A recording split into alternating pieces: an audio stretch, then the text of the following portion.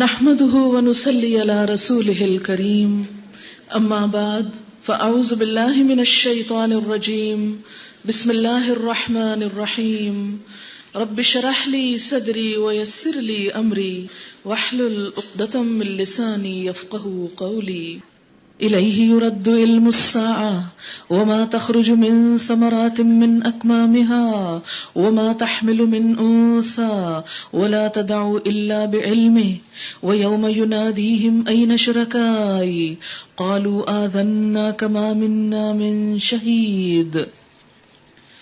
اس گھڑی کا علم یعنی قیامت کا اللہ ہی کی طرف راجع ہوتا ہے. وہی ان سارے پھلوں کو جانتا ہے جو اپنے شگوفوں میں سے نکلتے ہیں. اسی کو معلوم ہے کہ کون سی مادہ حاملہ ہوئی ہے.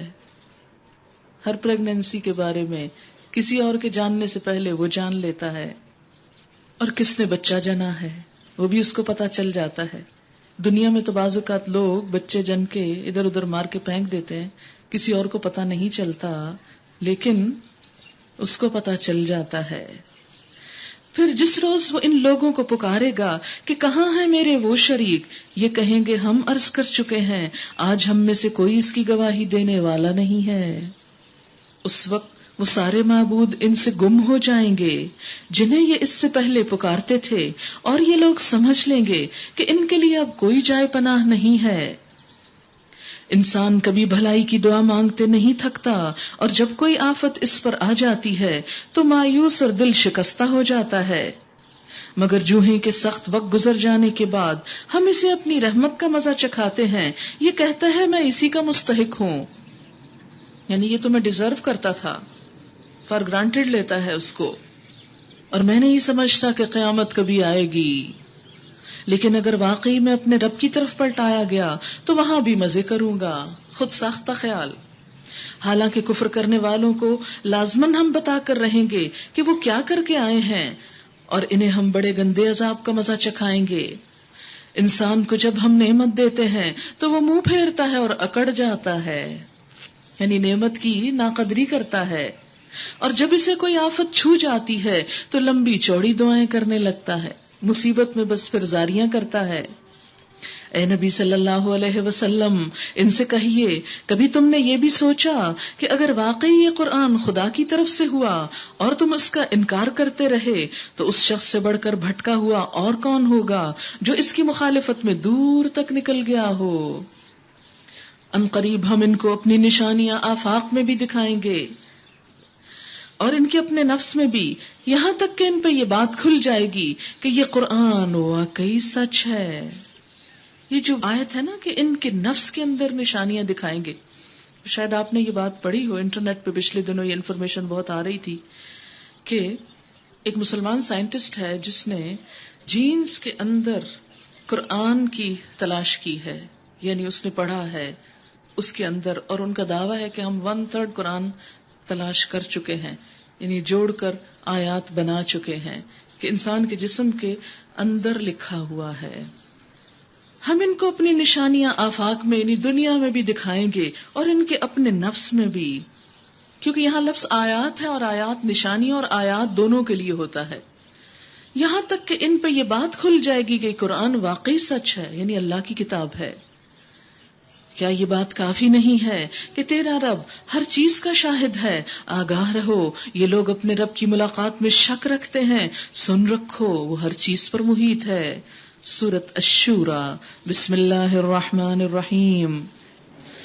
حامیم عین سین قاف کذالک یوحی الیک وإلی الذین من قبلک اللہ العزیز الحکیم. حامیم عین سین قاف. اسی طرح اللہ غالب اور حکیم تمہاری طرف اور تم سے پہلے گزرے ہوئے رسولوں کی طرف وحی کرتا رہا ہے. آسمانوں اور زمین میں جو کچھ بھی ہے اسی کا ہے, وہ برتر اور عظیم ہے. قریب ہے کہ آسمان اوپر سے پھٹ پڑیں, فرشتے اپنے رب کی حمد کے ساتھ اس کی تسبیح کر رہے ہیں. آج یہ بات بار بار آ رہی ہے, اور دراصل ہم کو اللہ تعالیٰ احساس دلاتے, یاد دلاتے ہیں کہ تم نے بھی نہیں بھولنا. اور زمین والوں کے حق میں درگزر کی درخواستیں کیے جاتے ہیں کہ اللہ یہ گناہگاروں کو معاف کر دے، کیونکہ ایک ایک کو دیکھ کے پریشان ہوتے ہوں گے کہ اتنا ظلم ڈھا رہے ہیں، اللہ کی ایسی ناقدری، کیونکہ وہ تو ہر وقت اللہ کی تعریف اور پاکی بیان کرتے ہیں، تو جو نہیں کرتے ان کے حق میں ڈر رہے ہیں۔ حقیقت میں اللہ غفور الرحیم ہے۔ جن لوگوں نے اس کو چھوڑ کر اپنے کچھ دوسرے سرپرست بنا رکھے ہیں، والذین اتخذوا من دونہ اولیاء، جنہوں نے اللہ کو چھوڑ کر دوسرے اولیاء بنا رکھے ہیں، اللہ حفیظ علیہم، اللہ ہی ان پر نگران ہے، تم ان کے حوالہ دار نہیں ہو۔ اولیاء کا لفظ قرآن پاک میں کئی معنوں میں استعمال ہوتا ہے۔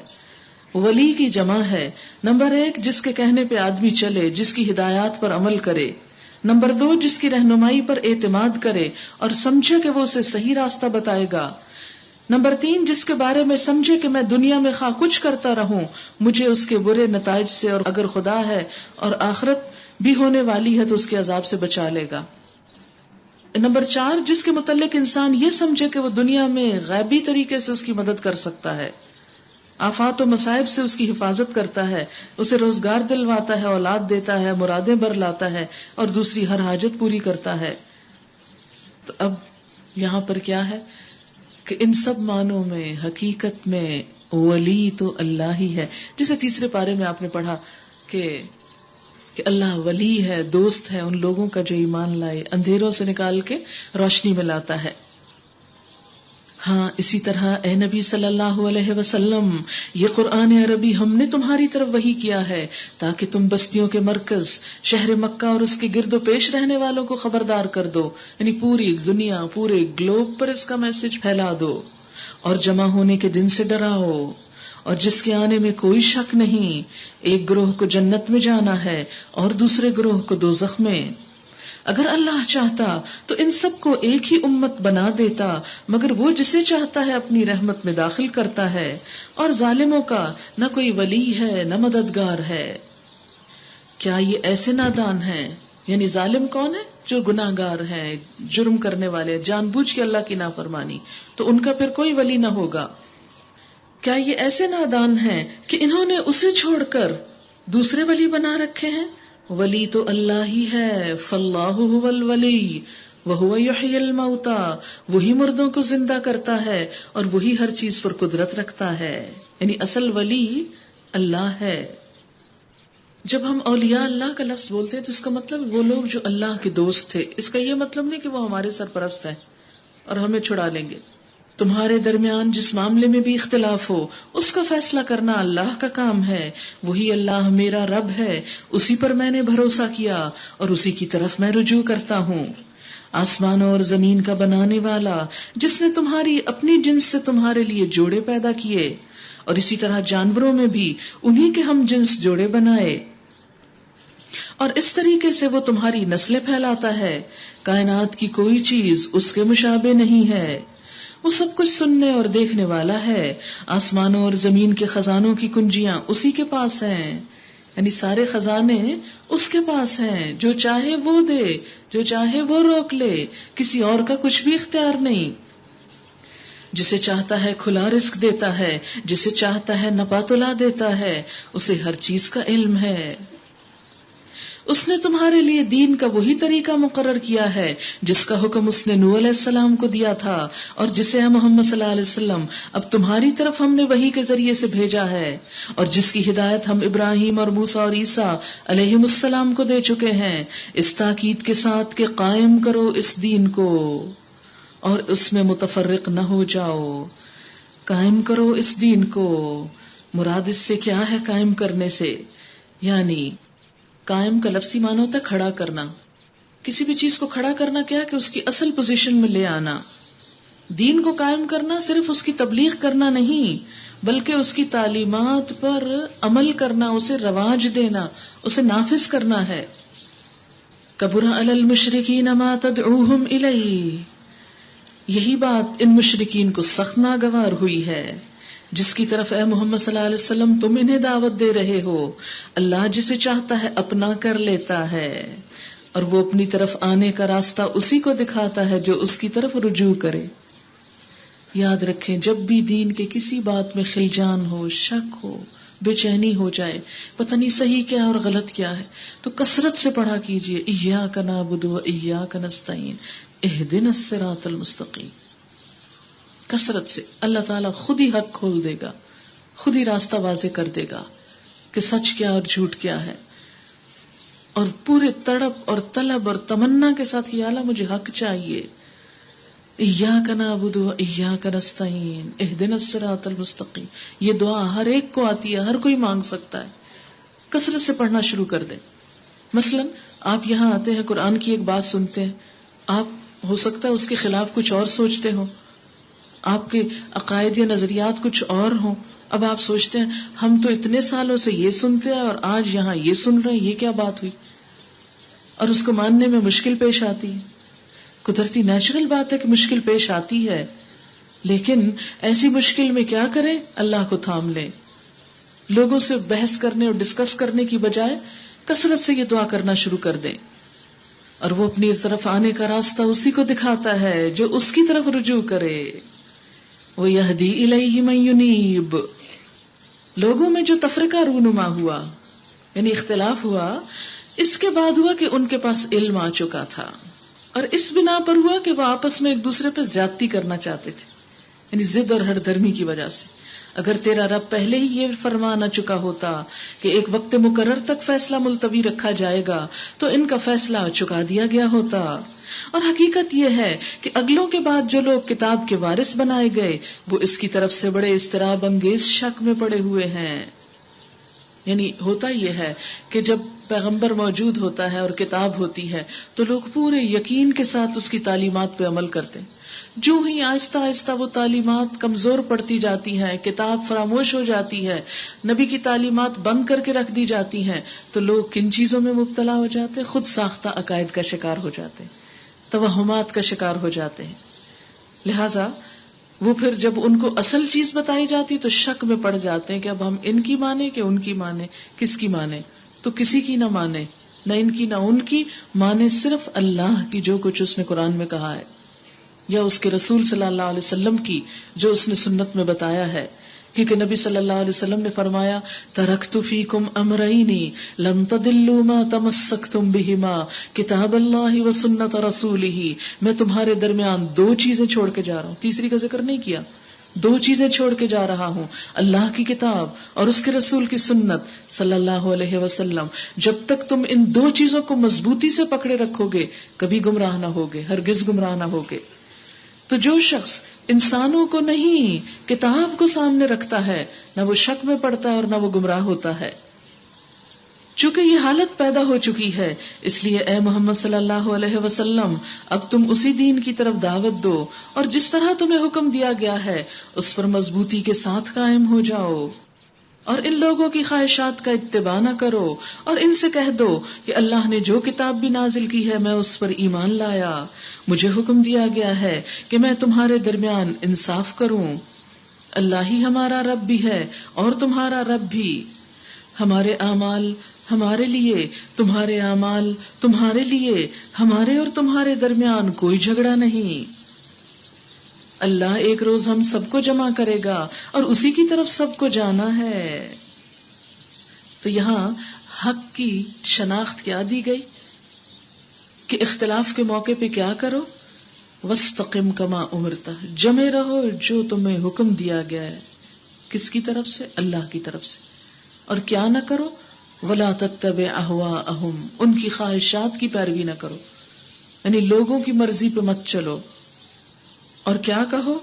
ان سے کہہ دو کہ آمنت بما انزل اللہ من کتاب، میں ایمان لایا اس پہ جو اللہ نے کتاب میں اتارا ہے. جو کتاب بھی اللہ نے اتاری میں اس پہ ایمان لایا، یعنی جو قرآن میں لکھا ہے میں اس کو مانوں گا، کسی اور کی نہیں مانوں گا. کیوں؟ اس لیے کہ اللہ ربنا و ربکم، رب تو اللہ ہے. اور اگر لوگ جھگڑے تو انہیں کہو لنا اعمالنا ولکم اعمالکم، جھگڑنے کی ضرورت نہیں، بحث کی ضرورت نہیں، تمہارے اعمال تمہارے لیے، ہمارے ہمارے لیے، تم کرو جو کرنا چاہتے ہو. لا حجت بیننا و بینکم، ہمارے اور تمہارے درمیان کوئی جھگڑا نہیں، کوئی بحث نہیں، ہم نے کوئی جاگیر نہیں بانٹنی. اللہ یجمع بیننا، اللہ ہم سب کو ایک دن جمع کر لے گا. اور اسی کی طرف سب کو جانا ہے. جو مبلغ اس اصول پر عمل کرے وہی کامیاب ہے. وہ بات بتائے تو صحیح، لوگوں پہ مسلط نہ ہو جائے. کوئی جو مانے تو ٹھیک، جو نہ مانے انہیں ان کی راہ پہ چھوڑ دے.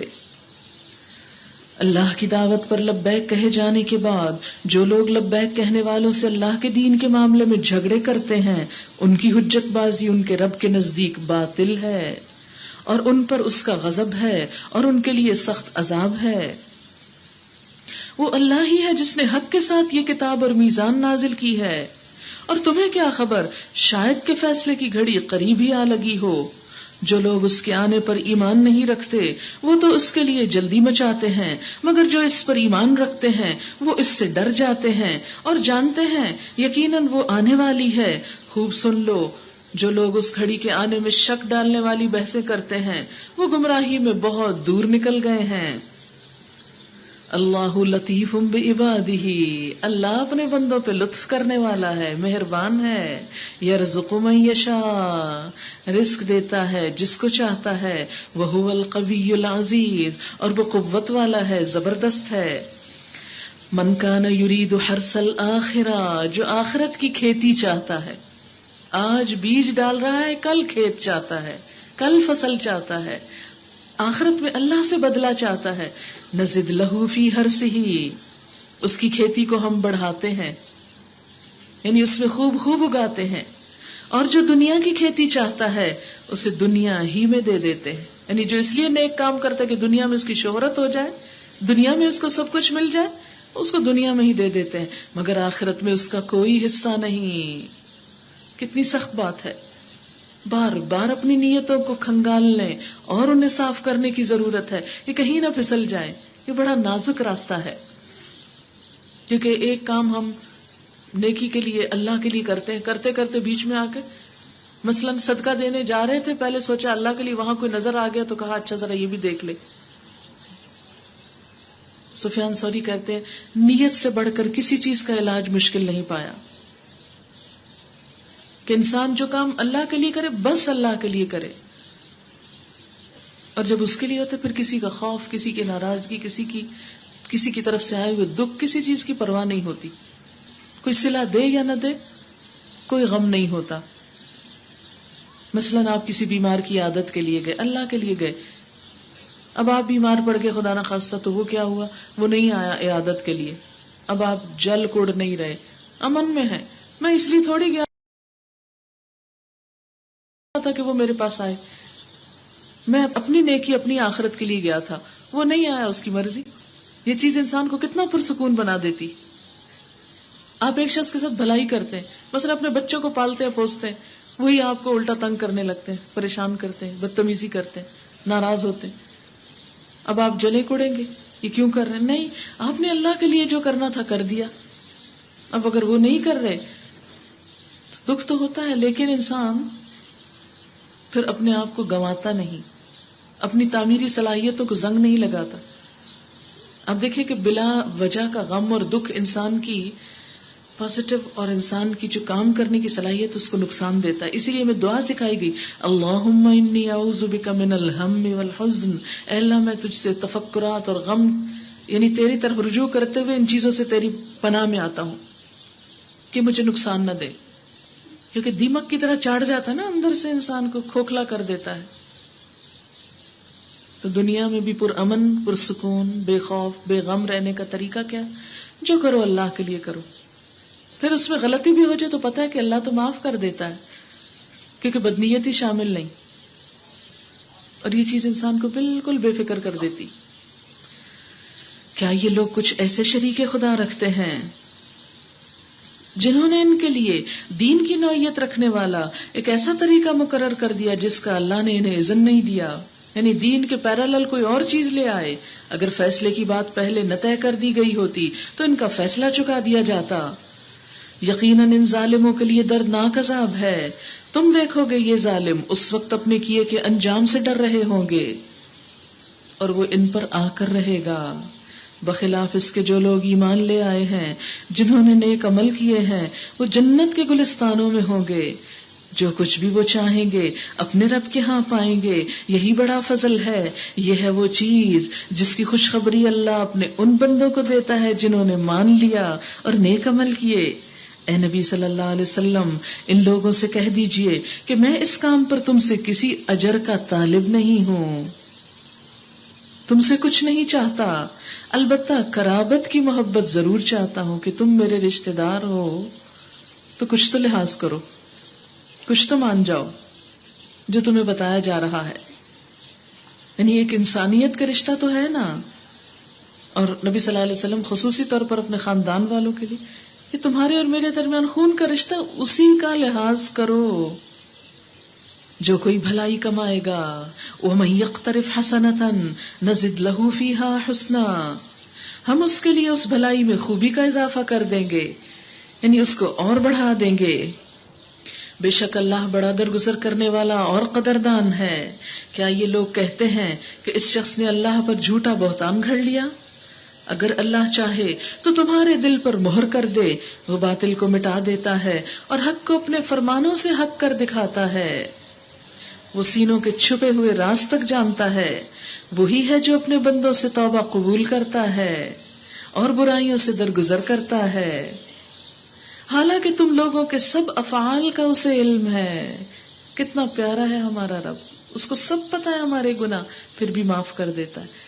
اللہ کو پیارے بھی ایسے لوگ ہیں جو دوسروں کے زیادتیوں اور قصوروں کو معاف کر دیتے ہیں. وہ ایمان لانے والوں اور نیک عمل کرنے والوں کی دعا قبول کرتا ہے اور اپنے فضل سے ان کو اور زیادہ دیتا ہے. رہے انکار کرنے والے تو ان کے لیے دردناک سزا ہے.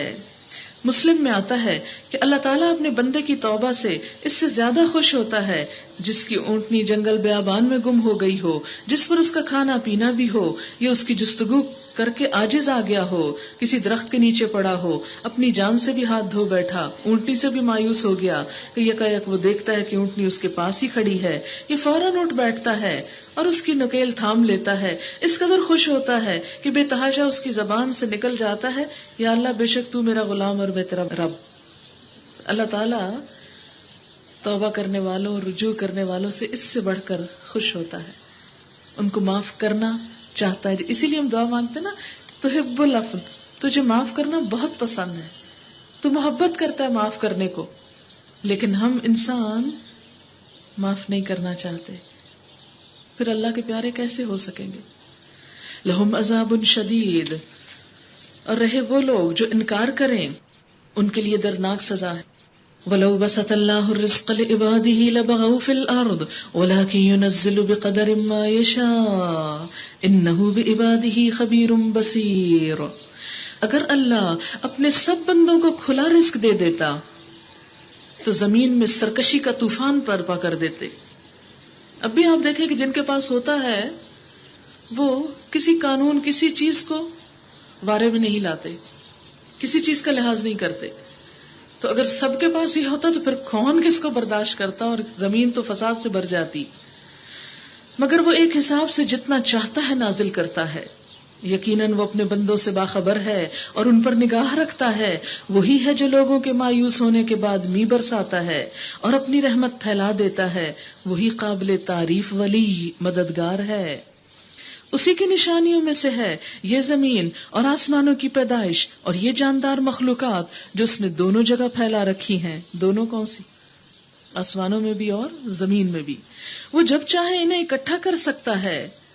تم پر جو مصیبت بھی آئی ہے تمہارے اپنے ہاتھوں کی کمائی سے آئی ہے، اور بہت سے قصوروں سے تو ویسے ہی درگزر کر جاتا ہے. یعنی بسا اوقات دنیا میں انسان کو جو دکھ پریشانی آتی ہے وہ اس کے کیے کا بدلہ ہوتی ہے، اور بعض اوقات ویسے ہی آزمائش ہوتی. اب لوگ پھر پوچھتے ہیں اچھا ہم کیا سمجھے ہمارے اوپر کیا آیا. دونوں چیزوں پہ غور کریں، دونوں طرف دیکھیں، لیکن کسی دوسرے کی تکلیف دیکھ کے کبھی نہ کہیں اس کو تو اللہ نے پکڑا ہے، کبھی نہ کہیں، کیونکہ ہو سکتا ہے وہ چھٹ جائے اور اپنی شامت آ جائے.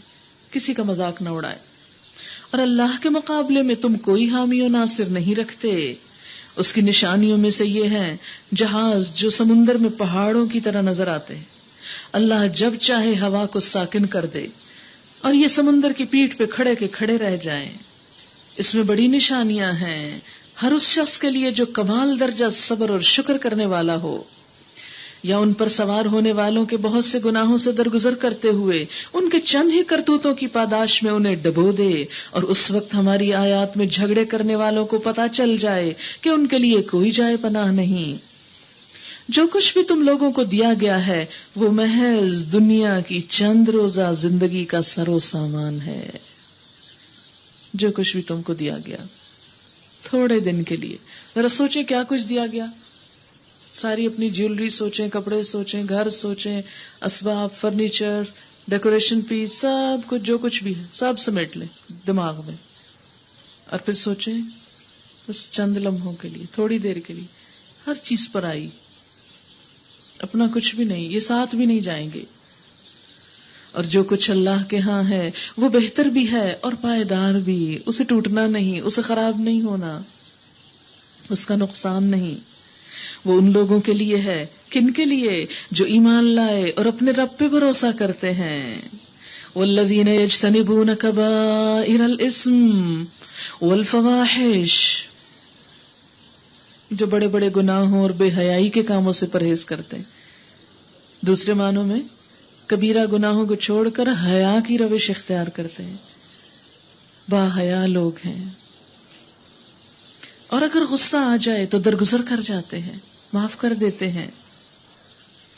یعنی لوگوں سے درگزر کرنا ان کے مزاج اور طبیعت کا حصہ ہے، نہ کہ انتقام اور بدلہ لینا۔ آپ صلی اللہ علیہ وسلم کے بارے میں آتا ہے کہ آپ اپنی ذات کے لیے کبھی بدلہ نہیں لیتے تھے۔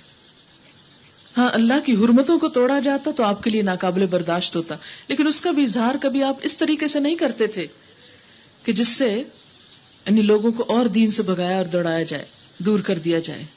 وَإِذَا مَا غَضِبُوا هُمْ يَغْفِرُونَ، اور اگر غصہ آ جائے تو درگزر کر جاتے ہیں، معاف کر دیتے ہیں۔ وَالَّذِينَ اسْتَجَابُوا لِرَبِّهِمْ وَأَقَامُوا الصَّلَاةَ، وہ جو اپنے رب کا حکم مانتے ہیں، نماز قائم کرتے ہیں، اپنے معاملات آپس کے مشورے سے چلاتے ہیں۔ یہ اہل ایمان کی خاص صفت ہوتی ہے کہ جس معاملے کا تعلق بہت سارے لوگوں سے ہو، اجتماعی معاملات سے ہو، اس میں مشورے کے روش پہ عمل کرتے ہیں۔ کیوں؟ اس لیے کہ مشورہ کرنے سے زیادہ بہتر صورت سامنے آتی ہے، بنسبت اس کے کہ کوئی شخص اپنی عقل کل کو استعمال کر کے بس ون سائیڈڈ ٹریفک چلا دے۔ وَمِمَّا رَزَقْنَاهُمْ يُنْفِقُونَ، اور ہم نے جو کچھ بھی انہیں رزق دیا ہے اس میں سے خرچ کرتے ہیں۔ وَالَّذِينَ إِذَا أَصَابَهُمُ الْبَغْيُ هُمْ يَنْتَصِرُونَ، اور جب ان پر زیادتی کی جاتی ہے تو اس کا بدلہ لے لیتے ہیں، یعنی معاف کرنے کے ساتھ ساتھ بدلہ لینے کی بھی اجازت ہے۔ آپ دیکھیں کہ عیسائیت میں یہ کہا گیا کہ تمہیں ایک مارے تو تم دوسرا گال بھی آگے کر دو۔ اسلام میں یہ نہیں سکھایا گیا۔ اسلام میں کیا ہے؟ کوئی ایک مارے تو معاف کر دو، اور اگر دوسرا مارنے کو آ رہا ہے تو پکڑ لو ہاتھ اس کا، مارنے نہ دو اس کو، کیونکہ اپنی جان، عزت، مال، ان چیزوں کی حفاظت فرض ہے، کیونکہ اللہ نے ہمیں امانت دی ہے یہ چیزیں۔ پھر دوسری طرف آپ دیکھیں کہ بدلہ لینے کے بھی دو طریقے ہوتے ہیں۔ مثلا ایک طریقہ کیا ہے کہ غصے کو برداشت کر لیا جائے، زیادتی کو معاف کر دیا جائے، اور دوسرا کیا ہے؟ غصے کا جواب غصے سے دیا جائے، زیادتی کا جواب زیادتی سے دیا جائے۔ اب آپ دیکھیں پہلے کا رزلٹ کیا ہوگا اور دوسرے کا کیا ہوگا۔ غصے کا جواب غصے سے نہیں، برداشت سے، معاملہ ختم ہو گیا، آگ بجھ گئی۔ اور اگر زیادتی کا جواب زیادتی سے، تو ہو سکتا ہے کہ ایسی جواباً زیادتی ہو کہ جس کا نتیجہ بھگتنا بہت ہی بڑا ہو، اس پہلی زیادتی سے بھی بڑی مصیبت آ جائے۔ اب دیکھیں کہ بعض اوقات ہم ایک چھوٹی سی چیز برداشت نہیں کرتے اور اس پہ ایسا ری ایکشن شو کرتے ہیں کہ اس سے بڑا خطرناک نتیجہ ہمارے سامنے آ جاتا ہے۔ مثلا ریڈ لائٹ پہ آپ نہ رکے کہ مجھ سے نہیں برداشت ہوتا، ہر تھوڑی دیر بعد ریڈ لائٹ، میں تو جا رہا ہوں، کر لو جو میرا کرنا ہے، دے مارے کسی کو جا کے، تو کیا ہوگا؟ صبر نہیں کیا، روکا نہیں گاڑی کو، خود بھی نقصان اٹھایا، دوسرے کا بھی کیا۔ وَجَزَاءُ سَيِّئَةٍ سَيِّئَةٌ مِثْلُهَا، برائی کا بدلہ ویسی برائی ہے، یعنی اس سے زیادہ نہیں تم بدلہ لے سکتے اگر لینا بھی ہو۔ پھر جو کوئی معاف کر دے اور اصلاح کرے اس کا اجر اللہ کے ذمہ، اللہ اس کا بدلہ دے دے گا اس کو. اللہ ظالموں کو پسند نہیں کرتا. اور جو لوگ ظلم ہونے کے بعد بدلہ لیں ان کو ملامت نہیں کی جا سکتی، انہیں برا نہیں کہا جا سکتا. ملامت کے مستحق تو وہ لوگ ہیں جو دوسروں پر ظلم کرتے ہیں اور زمین میں ناحق زیادتیاں کرتے ہیں. ایسے لوگوں کے لیے دردناک عذاب ہے.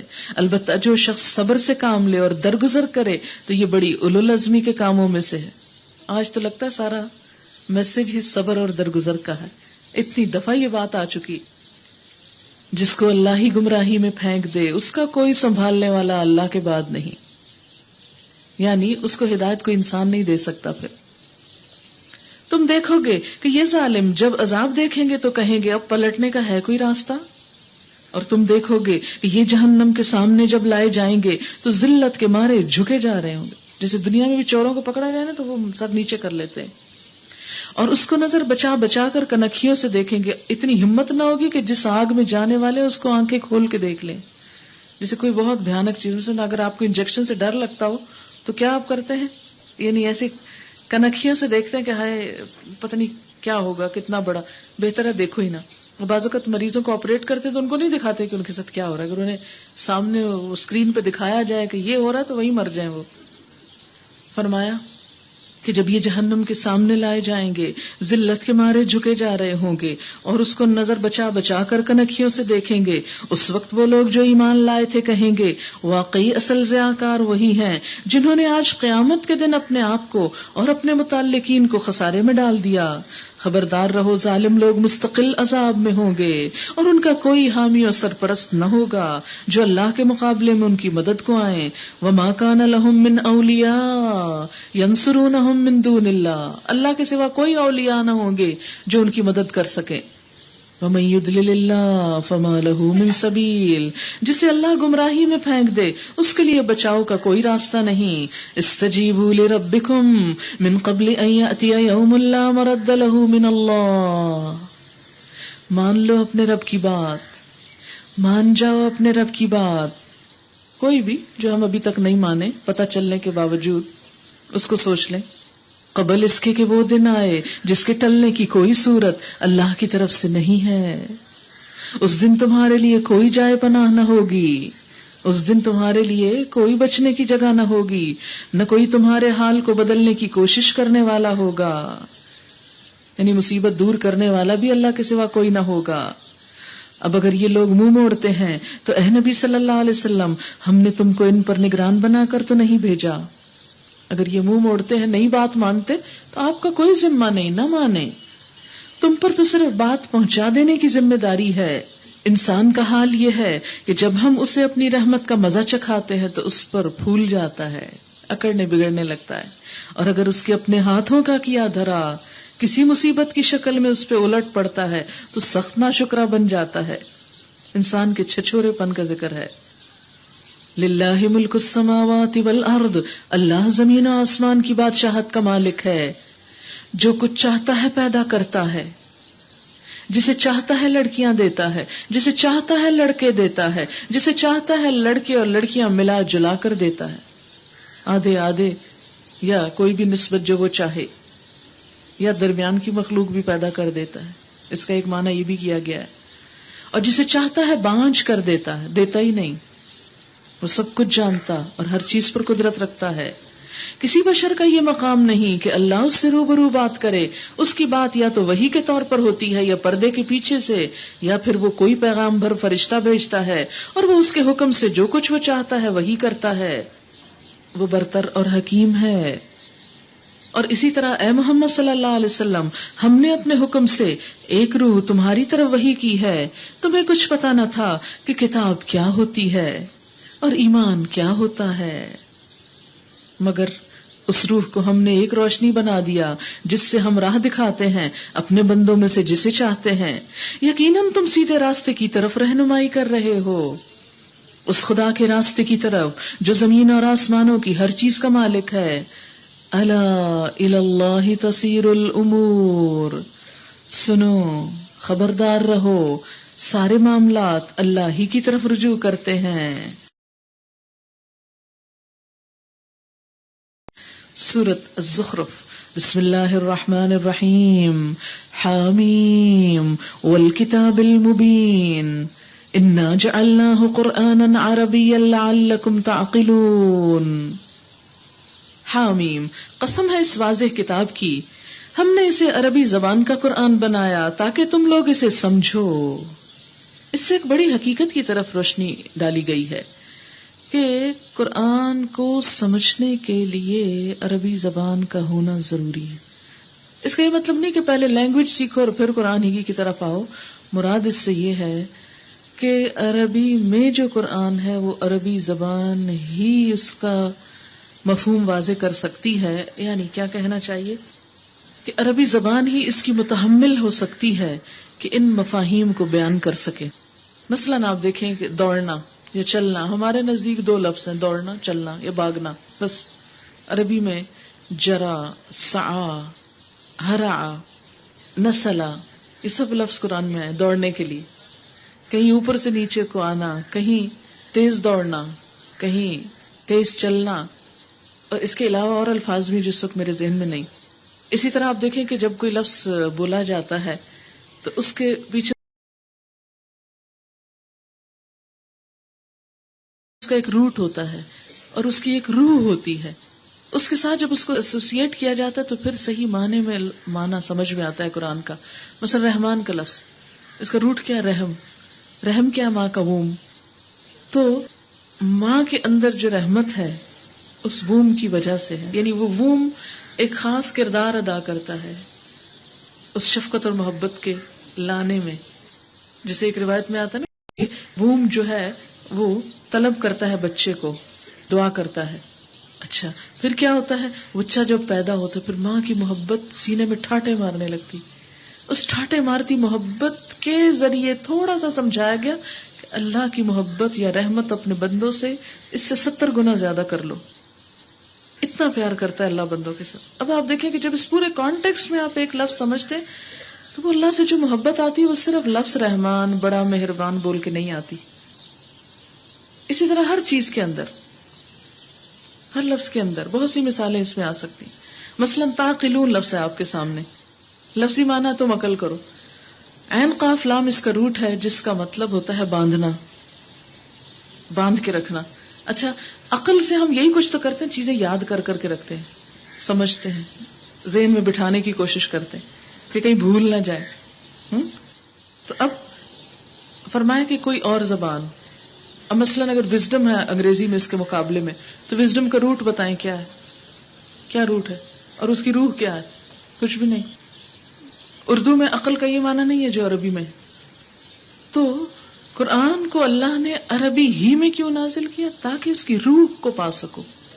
کسی اور زبان کے اندر یہ صلاحیت ہی نہیں کہ اس کے روٹس میں جا کے تم اس کلام کی جو لذت ہے یا لطف ہے یا جو اسلوب کی خوبصورتی ہے اسے محسوس بھی کر سکو. اور اس کے لیے کوئی ضروری نہیں ہوتا کہ آپ بہت بڑے لنگوسٹک کے ماہر ہو جائیں اور پھر آپ کو قرآن سمجھ میں آنے لگے. نہیں، اگر قرآن کے ہر لفظ کو، جو انشاءاللہ ہم سال کے کورس میں کرائیں گے، کہ ایک ایک لفظ کے روٹ کو دیکھ کے اس کو پہچان کے پھر لفظ کو پہچانے تو ڈائریکٹ اسی پہ آ جائیں. لمبا راستہ اختیار کرنے کی نہیں ضرورت. اور اللہ نے ویسے بھی آسان کیا ہے، اور عربی سے اردو تو ویسے ہی بہت ملتی ہے. 70% لفظ ہیں قرآن میں. 1600 مادے ہیں جن میں سے 1200 اردو میں استعمال ہوتے ہیں اور 400 ایسے ہیں جو ذرا انفیملیئر ہیں ہم ان سے. تو اگر ایک شخص 1 سال قرآن پڑھے اور وہ جو 400 انفیملیئر لفظ ہیں تو ایوریج کیا بنتی ہے؟ 1.25 لفظ زیادہ سے زیادہ. 2 لفظ بھی پر ڈے نہیں بنتے. تو اس لیے قرآن مشکل نہیں ہے. اور عموماً لوگ پوچھتے ہیں سال میں کیسے؟ بہت آسانی سے، کیونکہ بہت ریپیٹیشن ہے. جو نئے لفظ ہوتے ہیں وہ کم ہوتے ہیں اور ان کی بھی اکثریت سورۃ بقرہ میں آ جاتی ہے. پھر آگے قرآن میں وہی بار بار ریپیٹ ہوتے ہیں. تو جب ان کی روح سمجھ میں آنے لگتی تو عربی پڑھنے کا لطف ہی بدلنے لگتا ہے. در حقیقت یہ ام الکتاب میں ثبت ہے، ہمارے ہاں بڑی بلند مرتبہ اور حکمت سے لبریز کتاب. حکمت سے. اب کیا ہم تم سے بیزار ہو کر یہ درس نصیحت تمہارے ہاں بھیجنا چھوڑ دیں؟ یعنی تم سننا نہیں چاہتے تو سنانا چھوڑ دیں، صرف اس لیے کہ تم حد سے گزرے ہوئے لوگ ہو، یعنی اپنی خواہشات کی پیروی کرنا چاہتے ہو. گناہوں میں بہت مشغول ہو، اس لیے تم گمان کرتے ہو کہ ہم اس کو تمہیں نہ سنائیں، تمہیں نہ بتائیں. پہلی گزری ہوئی قوموں میں بھی بارہا ہم نے نبی بھیجے ہیں، کبھی ایسا نہیں ہوا کہ کوئی نبی ان کے ہاں آیا ہو اور انہوں نے اس کا مذاق نہ اڑایا ہو. پھر جو لوگ ان سے بدر جہاز زیادہ طاقتور تھے انہیں ہم نے ہلاک کر دیا. پچھلی قوموں کی مثالیں گزر چکی ہیں. اگر تم ان لوگوں سے پوچھو کہ زمین اور آسمانوں کو کس نے پیدا کیا تو یہ خود کہیں گے کہ انہیں اسی زبردست علیم ہستی نے پیدا کیا. وہی نا جس نے تمہارے لیے اس زمین کو گہوارہ بنایا اور اس میں تمہاری خاطر راستے بنا دیے تاکہ تم اپنی منزل مقصود کی راہ پا سکو. جس نے ایک خاص مقدار میں آسمان سے پانی اتارا، خاص مقدار میں، ہر سال ایک خاص اوسط بارش کا ہوتا ہے اور مختلف ملکوں اور علاقوں میں، اور اس کے ذریعے سے مردہ زمین کو جلا اٹھایا. اسی طرح ایک روز تم زمین سے برآمد کیے جاؤ گے. وہی جس نے یہ تمام جوڑے پیدا کیے اور جس نے تمہارے لیے کشتیوں اور جانوروں کو سواری بنایا تاکہ تم ان کی پشت پر چڑھو اور جب ان پہ بیٹھو تو اپنے رب کا احسان یاد کرو اور کہو سبحان الذی سخر لنا ھذا وما كنا له مقرنین وانا الى ربنا لمنقلبون. یہ دعا اللہ نے سکھائی ہے کہ جب سوار ہو تو پڑھو. کیا پاک ہے وہ جس نے ہمارے لیے ان چیزوں کو مسخر کر دیا، ورنہ ہم انہیں قابو میں لانے کی طاقت نہ رکھتے تھے اور ایک روز ہمیں اپنے رب کی طرف پلٹنا ہے. یہ سب کچھ جانتے اور مانتے ہوئے بھی ان لوگوں نے اس کے بندوں میں سے بعض کو اس کا جز بنا ڈالا، اللہ کا حصہ بنا ڈالا. مثلا جیسے ہمارے یہاں لوگ کہتے ہیں حضور صلی اللہ علیہ وسلم نور ہیں، اور ان کی مراد کیا ہوتی ہے؟ کیونکہ اللہ کے بارے میں آتا ہے کہ اللہ نور السماوات والارض، تو پھر وہ اس سے ایک درجہ اور آگے بڑھ جاتے، کہتے ہیں اللہ نے ان کو اپنے نور سے بنایا ہے. تو عیسائیوں نے بھی تو یہی کہا تھا نا کہ اللہ نے حضرت عیسیٰ کو اپنا بیٹا بنایا، اور اس طرح شرک کے دروازے کھل جاتے ہیں. ان لوگوں نے اس کے بندوں میں سے بعض کو اس کا جز بنا ڈالا.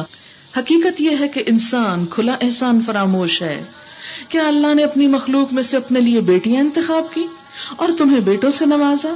اور حال یہ ہے کہ جس اولاد کو یہ لوگ اس خدا رحمان کی طرف منسوب کرتے ہیں اس کی ولادت کا مجدہ جب خود ان میں سے کسی کو دیا جاتا ہے تو اس کے منہ پر سیاہی چھا جاتی ہے. یعنی اللہ کے لیے فرشتوں کو بیٹیاں قرار دیتے کیونکہ فرشتے بھی نور سے بنے ہیں، تو نعوذ باللہ وہ کیا کہتے ہیں؟ وہ بھی اللہ کی بیٹیاں. فرمایا کہ جب ان میں سے تو کسی کو بیٹی کی بات سنائی جاتی ہے تو خود غم سے بھر جاتا ہے. کیا اللہ کے حصے میں وہ اولاد آئی جو زیوروں میں پالی جاتی ہے؟ یعنی عورت اور زیور لازم و ملزوم ہے. یہ کوئی خرابی نہیں بیان ہوئی، یہ عورت کی صفت بیان کی جا رہی ہے، اور بحث اور حجت میں اپنا مدعا پوری طرح واضح نہیں کر سکتی. عورت کی ایک چھوٹی سی کمزوری کا ذکر کیوں؟ اس لیے کہ جذباتیت غالب ہوتی ہے نا. ہم ایک بات کرتے کرتے وہ اصل بات چھوڑ کے کسی اور طرف نکل جاتے ہیں عموماً، یا باتیں کرتے کرتے رونا دھونا شروع کر دیتے ہیں، یا اسی طرح کی جذباتیت کا شکار ہو جاتے ہیں. اب دیکھیں بہن بھائی میں جو لڑائی ہوتی ہے نا آپ کے بچوں میں سے، یعنی بیٹا اور بیٹی لڑ رہے ہوں، بیٹی رونا شروع کر دے گی اور بھائی مذاق اڑانا شروع کر دے گا. اچھا یہ عورت کا حسن ہے، اسے کوتاہی یا کمزوری بھی نہیں کہنا چاہیے. اگر عورت اسٹریٹ فارورڈ اور بہت ہی جذبات سے آ رہی ہو تو اس میں کوئی حسن ہی نہیں رہتا. انہوں نے فرشتوں کو جو خدائے رحمان کے خاص بندے ہیں عورتیں قرار دے لیا. کیا ان کے جسم کی ساخت انہوں نے دیکھی ہے؟ Simple question. کب انہوں نے دیکھا کہ ان کے اندر کے حصے عورتوں والے ہیں؟ ان کی گواہی لکھ لی جائے گی اور انہیں اس کی جواب دہی کرنی ہوگی. یہ کہتے ہیں اگر خدائے رحمان چاہتا کہ ہم ان کی عبادت نہ کریں تو ہم کبھی ان کو نہ پوچھتے. پھر اللہ کو بلیم کرتے کہ اللہ ہی نے ہمیں چھوڑا ہے عبادت کرنے کو. یہ اس معاملے کی حقیقت کو قطعی نہیں جانتے، محض تیر تکے لڑا رہے ہیں. کیا ہم نے اس سے پہلے کوئی کتاب ان کو دی تھی جس کی سند اپنی اس ملائکہ پرستی کے لیے یہ اپنے پاس رکھتے ہو؟ نہیں، بلکہ یہ کہتے ہیں کہ ہم نے اپنے باپ دادا کو ایک طریقے پر پایا اور ہم انہی کے نقش قدم پر چل رہے ہیں. اسی طرح تم سے پہلے جس بستی میں بھی ہم نے کوئی نذیر بھیجا اس کے کھاتے پیتے لوگوں نے یہی کہا کہ ہم نے اپنے باپ دادا کو ایک طریقے پر پایا ہے اور ہم انہی کے نقش قدم کی پیروی کر رہے ہیں. ہر نبی نے ان سے پوچھا کیا تم اسی ڈگر پر چلے جاؤ گے؟ خواہ میں اس راستے سے زیادہ صحیح راستہ تمہیں بتاؤں جس پر تم نے اپنے باپ دادا کو پایا؟ انہوں نے سارے رسولوں کو یہی جواب دیا کہ جس دین کی طرف بلانے کے لیے تم بھیجے گئے ہو ہم اس کے کافر ہیں. آخر ہم نے ان کی خبر لے ڈالی اور دیکھ لو کہ جھٹلانے والوں کا انجام کیا ہوا. فانتقمنا منہم فانظر کیف کان عاقبۃ المکذبین.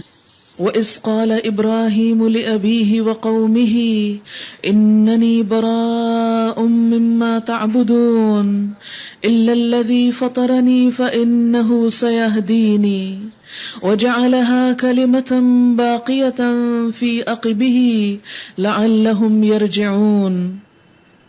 یاد کرو وہ وقت جب ابراہیم علیہ السلام نے اپنے باپ اور اپنی قوم سے کہا تھا کہ تم جن کی بندگی کرتے ہو میرا ان سے کوئی تعلق نہیں، میرا تعلق صرف اس سے ہے جس نے مجھے پیدا کیا، وہی میری رہنمائی کرے گا. اور ابراہیم علیہ السلام یہی کلمہ اپنے پیچھے اپنی اولاد میں چھوڑ گیا تاکہ وہ اس کی طرف رجوع کریں.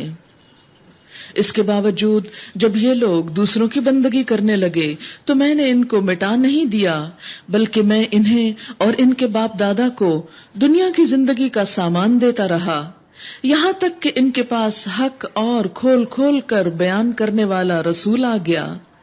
مگر جب وہ حق ان کے پاس آیا تو انہوں نے کہہ دیا کہ یہ تو جادو ہے اور ہم اس کو ماننے سے انکار کرتے ہیں. کہتے ہیں یہ قرآن دونوں شہروں کے بڑے آدمیوں میں سے کسی پہ کیوں نہ نازل کیا گیا؟ کیا تیرے رب کی رحمت یہ لوگ تقسیم کرتے ہیں؟ دنیا کی زندگی میں ان کی گزر بسر کے ذرائع تو ہم نے ان کے درمیان تقسیم کیے ہیں، اور ان میں سے کچھ لوگوں کو کچھ دوسرے لوگوں پر ہم نے بدرجہ فوقیت دی ہے تاکہ یہ ایک دوسرے سے خدمت لیں. اور تیرے رب کی رحمت اس دولت سے زیادہ قیمتی ہے جو ان کے رئیس سمیٹ رہے ہیں. یہاں نبی اکرم صلی اللہ علیہ وسلم کی نبوت کا بیک گراؤنڈ بتایا جا رہا ہے کہ مکہ کی سرزمین میں سب سے پہلے حضرت ابراہیم علیہ السلام تشریف لائے، جو اپنا سب کچھ چھوڑ کر ہجرت کر کے اس زمین میں آباد ہوئے، اور انہوں نے شرک کی پوری طرح تردید کی، اور اس کے بعد اپنی اولاد کو بھی کلمہ توحید پر قائم رہنے کی تلقین کی. لیکن ان کی اولاد میں سب لوگ نیک نہ ہوئے، کچھ نیک ہوئے اور کچھ اس راستے سے دور ہو گئے. مکہ کے لوگ حضرت ابراہیم علیہ السلام ہی کی اولاد تھے. فرمایا کہ ان کی اس بے راہ روی کے باوجود میں نے ان کو ختم نہیں کیا، بلکہ انہیں دنیا کا سامان دیا اور ان کے پاس رسول آ گیا. لیکن جب رسول آیا اور انہیں حق کا پیغام پہنچانے لگا تو انہوں نے یہ کہہ کے رد کر دیا کہ یہ تو جادو ہے، اور پھر یہ اعتراض کیا کہ یہ قرآن مکہ کے ایک یتیم پر کیوں نازل ہوا، کسی بڑے انسان پر، کسی بہت مالدار انسان پر نازل ہونا چاہیے تھا. فرمایا کیا تیرے رب کی رحمت کی تقسیم ان لوگوں سے پوچھ کر کی گئی ہے یا یہ لوگ اس کے مالک ہیں؟ یہ تو اللہ کا فیصلہ ہے، جسے چاہے جو دے. اور ہم نے دنیا کی زندگی بھی خود ان کے درمیان تقسیم کی ہے، یعنی اگر کسی کو مالدار بنایا ہے تو وہ بھی ہم نے بنایا ہے، اور بعض کے درجات بعض پر بلند کیے، اس لیے کیے تاکہ ایک دوسرے سے لوگ کام لے سکیں، ایک دوسرے سے فائدہ اٹھا سکیں. اور تیرے رب کی رحمت یعنی نبوت اس سے بہتر ہے جو کچھ لوگ سمیٹ رہے ہیں، یعنی دنیا کے مال و دولت سے. یہاں پر آپ دیکھ رہے ہیں کہ دنیا کے مال و دولت پر نبوت اور دین کو فضیلت دی گئی ہے.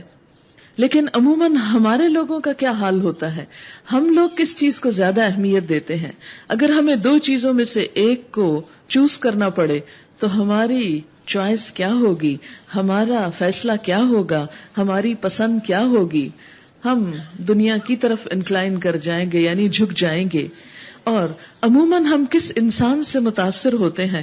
جس کے پاس دنیا زیادہ ہو، اس کی دنیا دیکھ کر دل بیٹھنے لگتا ہے. لیکن اصل بات یہ ہے کہ اگر انسان بصیرت رکھتا ہو، حقیقت کی نظر رکھتا ہو، تو کسی انسان کی دولت کی وجہ سے نہیں، اس کے اندر پائے جانے والے ایمان اور تقوی اور خیر کی محبت کی وجہ سے اس سے محبت کرے. اور پھر یہاں نبی صلی اللہ علیہ وسلم کی فضیلت یہ بتائی گئی کہ آپ کو جو نبوت عطا کی گئی ہے وہ ان سب چیزوں سے بہتر ہے جو دنیا میں کسی اور انسان کے پاس پائی جاتی ہے. دنیا میں جو کچھ بھی کسی انسان کو ملا ہے وہ سب سراسر اللہ کی اپنی تقسیم ہے. کسی کو حسین بنایا، کسی کو بدصورت، کسی کو خوش آواز، کسی کو بد آواز، کسی کو طاقتور، کسی کو کمزور، کسی کو ذہین، کسی کو کنزین. یہ تمام چیزیں اللہ کی اپنی تقسیم ہے.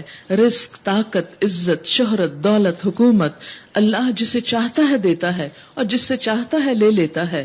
اس لیے کسی بھی شخص کو ان میں سے کچھ بھی پا کر تکبر میں مبتلا نہیں ہونا چاہیے. یہ سب کچھ اللہ کی طرف سے، جہاں ایک نعمت ہے وہاں ایک آزمائش ہے، اور آزمائش میں پورا اترنے کے لیے ضرورت کیا ہے کہ جو بھی نعمت اللہ ہم کو دے اسے پھر ہم اللہ ہی کی راہ میں استعمال کر کے اللہ کے اور قریب ہو جائیں، نہ کہ اس نعمت کو پوجتے ہوئے اللہ سے دور. وہ نعمت اللہ اور بندے کے درمیان بیریئر نہ بننے پائے، رکاوٹ نہ بننے پائے. اور پھر سوال یہ پیدا ہوتا ہے کہ اللہ تعالیٰ کے خزانے تو بہت وسیع ہیں، وہ تو سب کو برابر کر سکتا تھا اور سب کو بے تحاشا دے سکتا تھا، پھر ایسا کیوں نہ ہوا؟ فرمایا اگر یہ اندیشہ نہ ہوتا کہ سارے لوگ ایک ہی طریقے کے ہو جائیں گے تو ہم خدائے رحمان سے کفر کرنے والوں کے گھروں کی چھتیں، ان کی سیڑھیاں جن سے وہ اپنے بالا خانوں پر چڑھتے ہیں، اور ان کے دروازے اور ان کے تخت جن پر وہ تکیے لگا کر بیٹھتے ہیں، سب چاندی اور سونے کے بنوا دیتے. یعنی اللہ کے ہاں دولت میں، خزانوں میں کمی نہیں. وہ سب کو، حتیٰ کہ اپنے نہ ماننے والوں کو بھی بہت کچھ دے سکتا تھا. لیکن بات یہ تھی کہ اس میں پھر اندیشہ یہ تھا کہ کوئی بھی شخص پھر بہت خوشی سے ایمان کی طرف نہ آتا. یہ تو محض حیات دنیا کی متاع ہے. اگر کسی کے پاس یہ سب کچھ ہو بھی تو کیا ہے؟ چند دن کا فائدہ. اور آخرت تیرے رب کے ہاں صرف متقین کے لیے ہے، تقوی والوں کے لیے جو ظاہر اور باطن میں اللہ سے ڈرتے ہیں. وَمَن يَعْشُ عَن ذِكْرِ الرَّحْمَنِ نُقَيِّضْ لَهُ شَيْطَانًا فَهُوَ لَهُ قَرِينٌ. جو شخص رحمان کے ذکر سے غفلت برتتا ہے ہم اس پر ایک شیطان مسلط کر دیتے ہیں اور وہی اس کا دوست بن جاتا ہے. یہاں صاف صاف شیطان کی دوستی کی بات بتائی گئی کہ کیوں ہوتی. شیطان کسی انسان کے اوپر کیوں قابو پاتا ہے، کب قابو پاتا ہے؟ جب وہ رحمان کے ذکر سے دور ہوتا ہے، رحمان کے ذکر سے غفلت برتتا ہے. آپ دیکھیں کہ ایک طرف رحمان ہے، دوسری طرف شیطان ہے. آپ بیک وقت ان دو سے دوستی نہیں کر سکتے. اگر ایک سے دوستی کر رہے ہیں تو دوسرا چھٹ جائے گا. اگر اللہ کا قرب ہو گیا، دوستی ہو گئی، اللہ کا ذکر ہوا تو شیطان بھاگ جائے گا، جیسے حضرت عمر کو دیکھ کے بھاگ جاتا تھا. اور اگر ہم نے شیطان کی باتیں مانی تو اللہ تعالیٰ کی ذات سے پھر گہرا تعلق قائم نہ رہ سکے گا. پھر وہ زبانی بس لپ سروس کہ ہاں اللہ اللہ ہم کر رہے ہیں، لیکن حقیقت میں دل میں اللہ نہیں. تو اس کا حل کیا ہے کہ رحمان کے ذکر سے غفلت نہ برتی جائے، اس کو یاد کرنے کے کوئی نہ کوئی بہانے ڈھونڈے جاتے رہیں اور شعوری کوشش اس کے لیے ہو. اور یاد رکھیں ذکر سے مراد صرف تسبیح نہیں ہے، ذکر سے مراد دل میں بھی اللہ کی یاد، زبان سے بھی اللہ کی یاد، چھپ کر بھی، خاموشی سے بھی، اور علل اعلان مجلس میں بھی. پھر قرآن بھی ذکر ہے، نماز بھی ذکر ہے. یعنی دین کی کوئی بھی مجلس جو ہے وہ تمام رحمان کے ذکر کا ایک ذریعہ ہے. لہٰذا ان چیزوں سے چمٹے رہنا ہی انسان سے شیطان کو دور کر دیتا ہے. یہ شیاطین ایسے لوگوں کو راہ راست پر آنے سے روکتے ہیں. یعنی شیطان جن کا دوست بنتا ہے، پھر شیطان کا سب سے پہلا کام کیا ہوتا ہے کہ لوگوں کو سیدھے رستے پہ آنے سے روکتا ہے. وہ رستہ انہیں مشکل بنا کے دکھاتا ہے اور وہ اپنی جگہ یہ سمجھتے ہیں کہ ہم ٹھیک جا رہے ہیں. یعنی شیطان ان کے غلط کاموں کو ان کے لیے بہت خوبصورت بنا دیتا ہے. وہ اپنے آپ کو بالکل درست سمجھنے لگتے ہیں. آخر کار جب یہ ہمارے ہاں پہنچے گا تو اپنے شیطان سے کہے گا کاش میرے اور تیرے درمیان مشرق و مغرب کا فاصلہ ہوتا، اتنی دوری ہوتی. تیری دوستی تو کیا، میں تیری شکل نہ دیکھتا، اور شکل تو ویسی اس کی نظر نہیں آتی. یہی تو اصل مشکل ہے. اگر نظر آتی ہوتی تو ہم آسانی سے بچ جاتے کہ آ گیا ہے بھاگو یہاں سے. اب وہ آتا اتنے چپکے سے، اتنے دبے پاؤں ہے کہ وہ آ بھی جائے تو ہمیں یاد نہیں رہتا کہ وہ آ چکا ہے. اور یاد رکھیں کہ جب ذکر سے ہم خالی ہوتے ہیں، لغو گفتگو میں مصروف ہوتے ہیں، بیکار بےہودہ کاموں میں لگتے ہیں، تو وہ یقینی طور پہ موجود ہوتا ہے. اور پھر وہ جانے کا نام نہیں لیتا، اسی لیے ہم اٹھتے نہیں وہاں سے. اور لنگر آن، لمبا کرتے جاتے ہیں ان چیزوں کو. تو اس لیے کیا فرمایا کہ قیامت کے دن تو انسان کیا چاہے گا، کاش میرے اور تیرے درمیان مشرق اور مغرب کی دوری ہوتی، اتنا دور ہوتا تو مجھ سے. فبئس القرین، تو بدترین ساتھی نکلا، بدترین دوست نکلا. دنیا میں تو مزہ آتا ہے اس کی دوستی سے کہ وہ ہمیں ہماری مرضی اور پسند کے کام بتاتا ہے، ہماری خواہشات نفس پہ ہمیں چلانا چاہتا ہے، اس لیے ہمیں وہ اچھا لگتا ہے. لیکن قیامت کے دن جب انجام نظر آئے گا ان چیزوں کا تو اس کی دوستی سخت بری لگے گی. اس وقت ان لوگوں سے کہا جائے گا کہ جب تم ظلم کر چکے تو آج یہ بات تمہارے لیے کچھ بھی فائدہ مند نہیں کہ تم اور تمہارے شیاطین عذاب میں اکٹھے ہوں. اب الگ نہیں ہو سکتے، اب جو انجام شیطان کا ہے وہی اس کے دوست کا ہے. اب کیا اے نبی صلی اللہ علیہ وسلم تم بہروں کو سناؤ گے یا اندھوں اور سری گمراہی میں پڑے ہوئے لوگوں کو راہ دکھاؤ گے؟ اب تو ہمیں ان کو سزا دینی ہے، خواہ تمہیں دنیا سے اٹھا لیں یا تم کو آنکھوں سے ان کا وہ انجام دکھا دیں جس کا ہم نے ان سے وعدہ کیا ہے. تو اس سے کیا پتا چلتا ہے کہ یہ ایک دھمکی کا انداز ہے، یہ نہیں مانتے بس نہ مانے، چھوڑ دو ان کو، اب ہم انہیں سزا دے کر رہیں گے. اب جیسے بچے کو آپ ایک بات منع کرتے ہیں، جب وہ نہیں منع ہوتا تو آپ اس کو دھمکی دینے پہ اتر آتے، اگر باز نہ آئے تو تمہارے ساتھ ایسا اور ایسا ہوگا. تو یہاں پر فرمایا کہ ہم ان کو سزا دے کر رہیں گے، ہمیں ان پر پوری قدرت حاصل ہے. تم بہرحال اس کتاب کو مضبوطی سے تھامے رہو جو وحی کے ذریعے سے تمہارے پاس بھیجی گئی ہے. یعنی اس کتاب کو پکڑ کر رکھو، زندگی کا حصہ بنا لو، کیونکہ جب یہ کتاب دور جاتی نا، چھٹتی ہے تو انسان اندھیرے میں آ جاتا ہے. اندھیرے میں آتا ہے جب انسان تو ٹھوکریں کھانے لگتا ہے، چوٹیں کھاتا ہے، دکھ اٹھاتا ہے. لہذا اس کا حل کیا ہے؟ اسی کتاب کو مضبوطی سے تھام کے رکھے انسان. مضبوطی سے تھامنے کا مطلب یہ ہے کہ زندگی کے آخری لمحوں تک یہ ہم سے جدا نہ ہو، کسی نہ کسی رنگ سے اس کے ساتھ تعلق باقی رہے. یقیناً تم سیدھے راستے پر ہو. حقیقت یہ ہے کہ یہ کتاب تمہارے لیے اور تمہاری قوم کے لیے ایک بہت بڑا شرف ہے، یعنی بڑی عزت کی بات ہے، ذکر ہے، اور عنقریب تم لوگوں کو اس کی جواب دہی کرنی ہوگی، کیونکہ اللہ جب کسی کو بہت بڑا انعام دیتا ہے تو پھر اس کی پرسش بھی کرتا ہے، پوچھتا بھی ہے کہ تم نے کیا کیا. تم سے پہلے ہم نے جتنے رسول بھیجے تھے ان سب سے پوچھ دیکھو، کیا ہم نے خدائے رحمان کے سوا کچھ دوسرے معبود بھی مقرر کیے تھے کہ ان کی بندگی کی جائے؟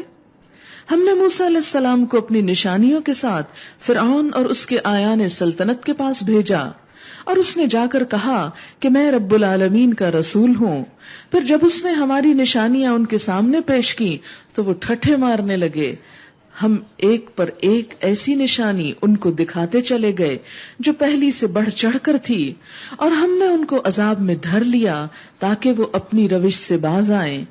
ہر عذاب کے موقع پر وہ کہتے، اے ساحر، اپنے رب کی طرف سے جو منصب تجھے حاصل ہے اس کی بنا پر ہمارے لیے اس سے دعا کر، ہم ضرور راہ راست پر آ جائیں گے. مگر جو ہی کہ ہم ان پر سے عذاب ہٹا دیتے وہ اپنی بات سے پھر جاتے تھے. ایک روز فرعون نے اپنی قوم کے درمیان پکار کر کہا، لوگو، کیا مصر کی بادشاہی میری نہیں اور یہ نہریں میرے نیچے نہیں بہ رہی ہیں؟ کیا تم لوگوں کو نظر نہیں آتا میں بہتر ہوں یا یہ شخص جو ذلیل و حقیر ہے اور اپنی بات بھی کھول کر بیان نہیں کر سکتا؟ کہتے کہ موسیٰ علیہ السلام کو لکنت تھی، یعنی پوری طرح بول نہیں سکتے تھے. پھر انہوں نے یہی دعا پڑھی تھی، رب اشرح لی، تو خوب بولنے لگے. کوئی بھی ایسا شخص جس کو بولنے میں جھجک ہو، اللہ کی بات پہنچانے میں مشکل ہو، تو وہ اسی دعا سے کام لے. کیوں نہ اس پہ سونے کے کنگن اتارے گئے یا فرشتوں کا ایک دستہ اس کی اردلی میں نہ آیا. اس نے اپنی قوم کو ہلکا سمجھا اور انہوں نے اس کی اطاعت کی. در حقیقت وہ تھے ہی فاسق لوگ، یعنی نافرمان. آخرکار جب انہوں نے ہمیں غضبناک کر دیا تو ہم نے ان سے انتقام لیا اور ان کو اکٹھا غرق کر دیا اور بعد والوں کے لیے پیش رو اور نمونہ عبرت بنا کر رکھ دیا. اور جو ہی کہ ابن مریم کی مثال دی گئی تمہاری قوم کے لوگوں نے اس پہ غل مچا دیا. یہ بات یہ ہوئی تھی کہ اہل مکہ کو بتایا گیا، پیچھے گزر چکی آیت، کہ تم سے پہلے جو رسول گزرے ان سے پوچھو کہ کیا ہم نے خدا کے علاوہ کوئی اور معبود مقرر کیے کہ ان کی بندگی کی جائے؟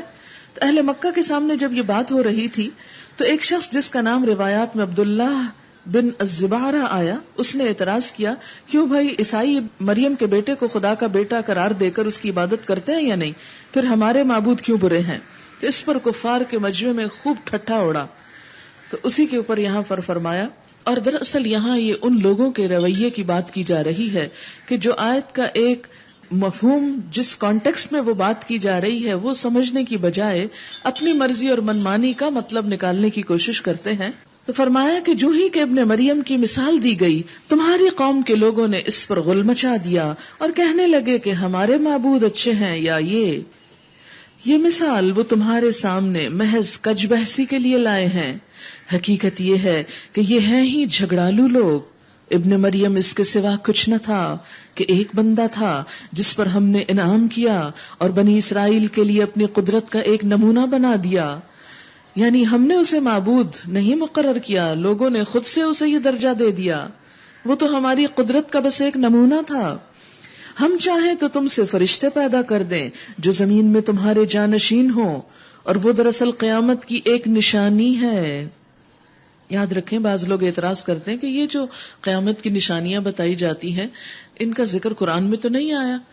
تو قرآن میں آیا ہے، ایک جگہ لسٹ نہیں بنائی گئی، مختلف جگہوں پر. مثلا ایک یہی حضرت عیسیٰ علیہ السلام ایک نشانی ہے قیامت کی.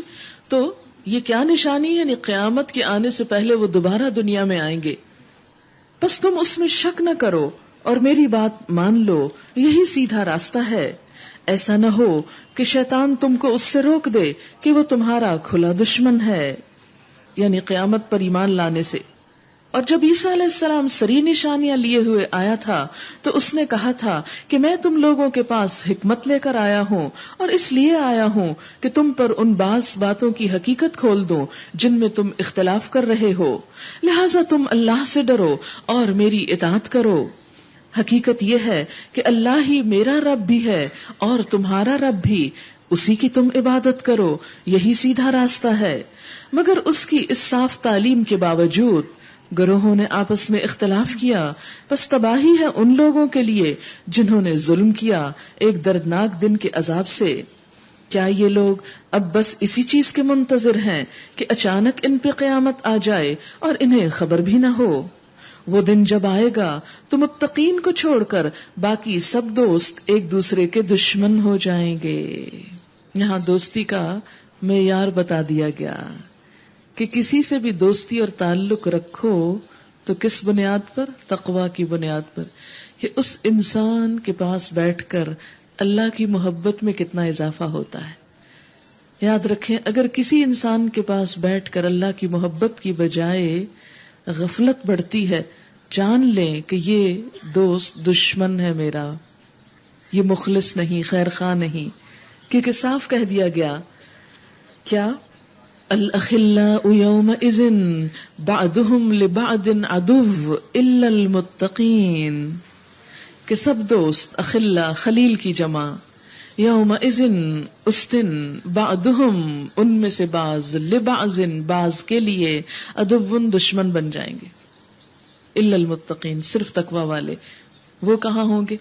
وہ عرش کے سائے تلے، موتیوں کے ممبروں پر، خوبصورت مقام پر، نور کے ممبروں پر جلوہ فرما ہوں گے، جنہوں نے اللہ کی خاطر ایک دوسرے سے محبت کی ہوگی. یاد رکھیں کہ خیر خواہ انسان صرف وہ نہیں ہوتا آپ کا کہ جو آپ کی ہر غلط سلط بات پر آپ کی خوشامد اور تعریف کرتا رہے. عموماً ہم خوشامدی لوگوں کو بہت پسند کرتے ہیں، یہ انسان کی کمزوری ہوتی ہے، لیکن وہ خوشامدی انسانوں سے بڑھ کر آپ کا خیر خواہ اور دوست ہے جو آپ کی غلطی آپ کو بتاتا ہے. اور یہی دوست دراصل تقوی کا دوست ہے کہ جو آپ کی آخرت بچانا چاہتا ہے، آپ کو اچھا مشورہ دیتا ہے، خواہ وہ آپ کو کڑوا ہی کیوں نہ لگے.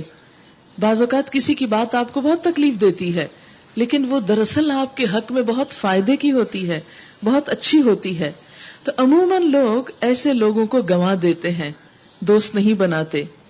حالانکہ ہونا کیا چاہیے کہ جو شخص ہمارے ایمان میں، اللہ کی محبت میں، نیکی کے راستے پر چلنے میں معاون اور مددگار ہو، ہماری اتنی جرت رکھتا ہو کہ ہماری غلطی ہمیں بتا سکے اور پھر ہم محبت کے ساتھ اس کی غلطی کو سن لیں، مان لیں، تسلیم کر لیں، تاکہ ہماری صفائی ہوتی چلی جائے. دیکھیں کہ کسی بھی انسان کے اندر غلطی دراصل کیا ہوتی ہے. مثلا کسی کے منہ پر لگا ہوا کوئی داغ، ایک شخص آ کے اگر وہ داغ ہٹاتا ہے آپ کا، تو آپ کو اس کا دشمن بننا چاہیے یا دوست بننا چاہیے کہ یہ کتنا خیر خواہ ہے کہ اس نے میرا چہرہ روشن کر دیا، میرا عیب مجھ سے دور کر دیا. تقوی والے جو اللہ سے ڈرتے ہیں وہ ہمیشہ ایسے ہی دوست ہوتے ہیں. لیکن جو مفاد پرست ہوتے ہیں، دنیا کی وجہ سے آپ کے دوست بنتے ہیں، وہ آپ کو کوئی آپ کی غلطی نہیں بتائیں گے. کیوں؟ اس لیے کہ انہیں ڈر ہے کہ غلطی بتانے سے آپ ناراض ہو جائیں گے. اگر انہوں نے آپ کی ہاں میں ہاں نہ ملائی تو آپ کی ذات سے ان کو زیادہ فائدہ نہیں ہوگا، ان کے مفاد کو نقصان ہو جائے گا. اس لیے وہ آپ کو کبھی بھی آپ کی غلطی نہیں بتائیں گے. اچھا دوست جہاں انسان کے لیے ایک سکون کا سبب ہوتا ہے، خوشی کا سبب ہوتا ہے، ہمدرد ہوتا ہے، مہربان ہوتا ہے، خیرخواہ ہوتا ہے، حق اور صبر کی تلقین کرتا ہے، وہاں آپ کی غلطی بھی آپ کو بتاتا ہے.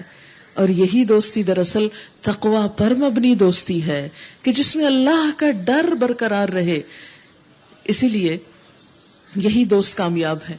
تو ہم میں سے ہر ایک کو سب کے سب لوگ اپنی بھلائی کے لیے اپنے دوستوں کا جائزہ لیں کہ وہ ہمارے ساتھ کیا کر رہے ہیں. صرف خوشامد کرتے ہیں، وقت ضائع کرتے ہیں، ادھر ادھر کی باتوں میں لگاتے ہیں، یا پھر وہ ہمیں نیکی کی راہ میں آگے بڑھانے میں مددگار ہیں.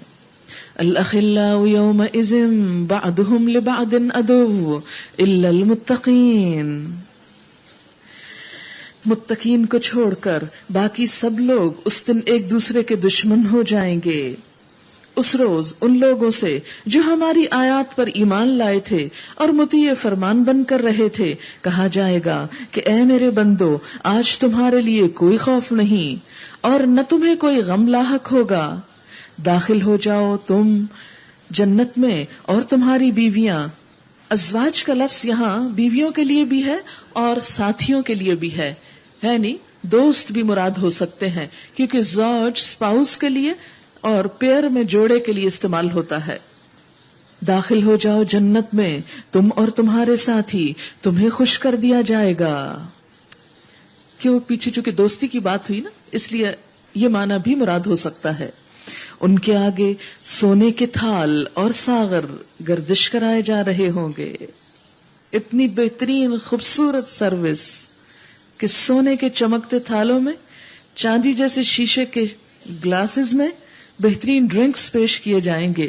دنیا میں انسان اس کا تصور نہیں کر سکتا. اور ہر من بھاتی اور نگاہوں کو لذت دینے والی چیز وہاں موجود ہوگی.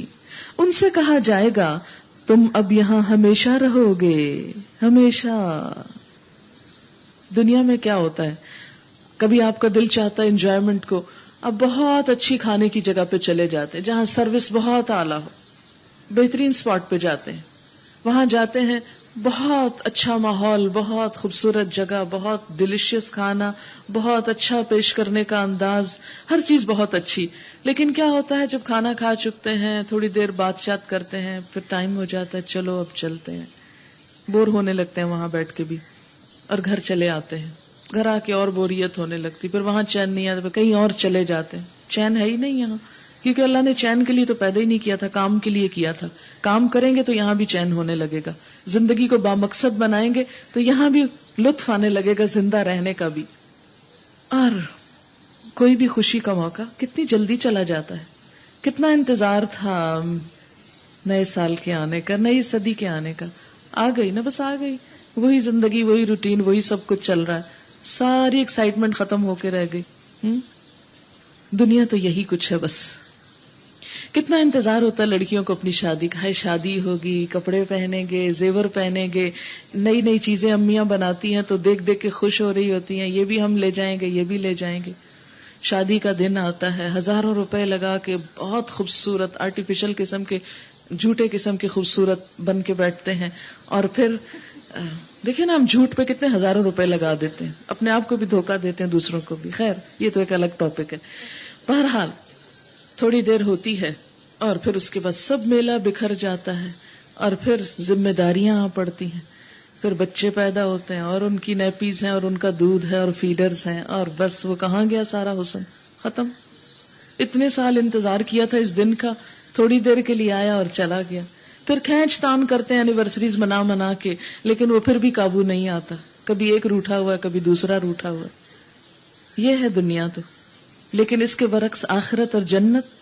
فرمایا سونے کے تھال اور ساغر گردش کرائے جائیں گے، ہر من بھاتی نگاہوں کو لذت دینے والی چیز وہاں موجود ہوگی. ان سے کہا جائے گا تم اب یہاں ہمیشہ رہو گے، ہمیشہ. تم اس جنت کے وارث اپنے ان اعمال کی وجہ سے ہوئے ہو جو تم دنیا میں کرتے رہے.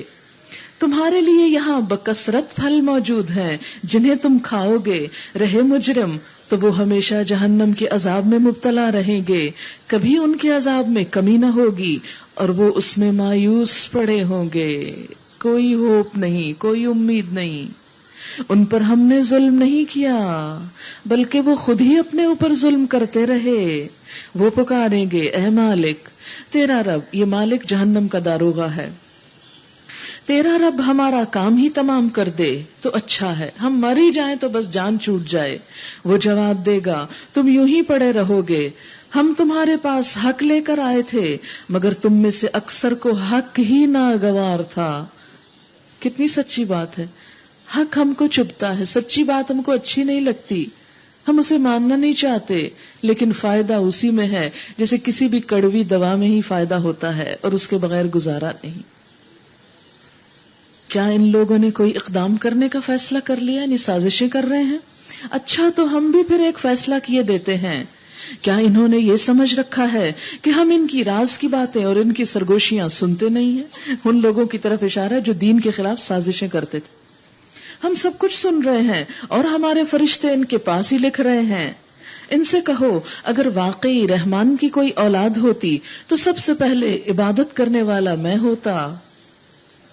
پاک ہے آسمانوں اور زمین کا فرما روا، عرش کا مالک، ان ساری باتوں سے جو یہ لوگ اس کی طرف منسوب کرتے ہیں. اچھا انہیں اپنے باطل خیالات میں غرق اور اپنے کھیل میں منہمک رہنے دو، یہاں تک کہ یہ اپنا وہ دن دیکھ لیں جس کا انہیں خوف دلایا جا رہا ہے. وہی ایک آسمان میں بھی خدا ہے اور زمین میں بھی، اور وہی حکیم و علیم ہے، بہت بالا و برتر ہے. وہ جس کے قبضے میں زمین اور آسمانوں اور ہر اس چیز کی بادشاہی ہے جو زمین اور آسمانوں کے درمیان پائی جاتی ہے، اور وہی قیامت کی گھڑی کا علم رکھتا ہے، اور اسی کی طرف تم سب پلٹائے جانے والے ہو. اس کو چھوڑ کر یہ لوگ جنہیں پکارتے ہیں وہ کسی شفاعت کا اختیار نہیں رکھتے الا یہ کہ کوئی علم کی بنا پر حق کی شہادت دے. پھر سفارش کی بات واضح کر دی گئی. کیا کہ اللہ کو چھوڑ کر جن کو یہ پکارتے ہیں، مثلا مرے ہوئے لوگوں کو، کہ وہ ہماری سفارش کریں گے، فرمایا وہ کسی سفارش کا اختیار نہیں رکھتے الا یہ، سوائے اس کے کہ کوئی علم کی بنا پر حق کی شہادت دے، یعنی اس کو پتا ہو کہ جو سفارش کروا رہا ہے یہ سچ کہہ رہا ہے. بعض اوقات لوگ بات گھڑ لیتے ہیں، ہم بڑے مظلوم ہیں، پریشان ہیں، ایسا ہے ویسا ہے، آپ ہماری سفارش کر دیجئے. جب آپ کر بیٹھتے ہیں پتا چلتا ہے وہ تو بالکل جھوٹ تھا، وہ تو بات ہی کچھ اور تھی، اور یہ کس طرح ہمیں یوز کر گیا. فرمایا علم کی بنا پر کہ وہ جانتے ہو کہ ہاں یہ ڈیزرو کرتے ہیں، اور دوسرا یہ کہ حق کی شہادت، سچی بات کرے اور وہ ڈیزرو کرتا ہو اس شفاعت کو، اس کے لیے شفاعت کرے. اگر تم ان سے پوچھو کہ انہیں کس نے پیدا کیا تو یہ خود کہیں گے کہ اللہ نے. پھر کہاں سے یہ دھوکہ کھا رہے ہیں؟ قسم ہے رسول صلی اللہ علیہ وسلم کے اس قول کی کہ اے رب یہ وہ لوگ ہیں جو مان کر نہیں دیتے. اچھا اے نبی صلی اللہ علیہ وسلم ان سے درگزر کرو اور کہہ دو کہ سلام ہے تمہیں، ان قریب انہیں معلوم ہو جائے گا.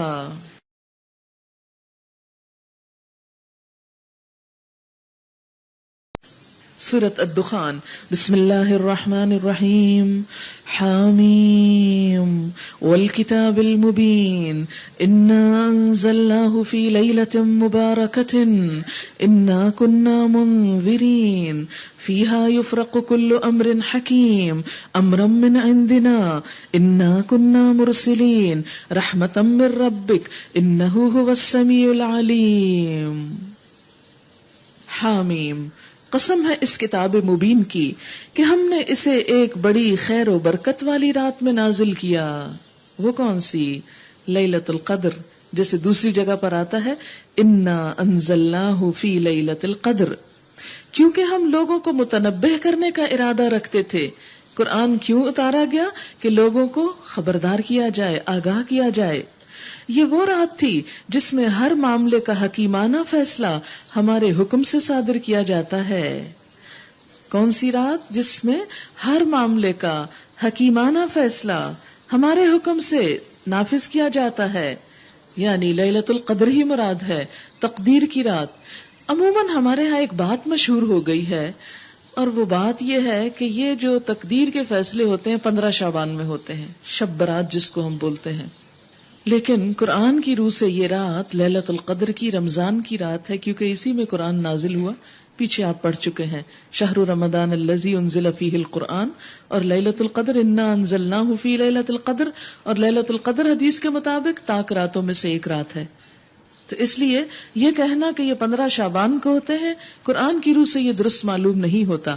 ہاں، بعض احادیث جو زیادہ سے زیادہ حسن کے درجے پر جاتی ہیں، صحیح کے درجے پر نہیں. اب آپ کہیں گے وہ کیا ہوتا ہے؟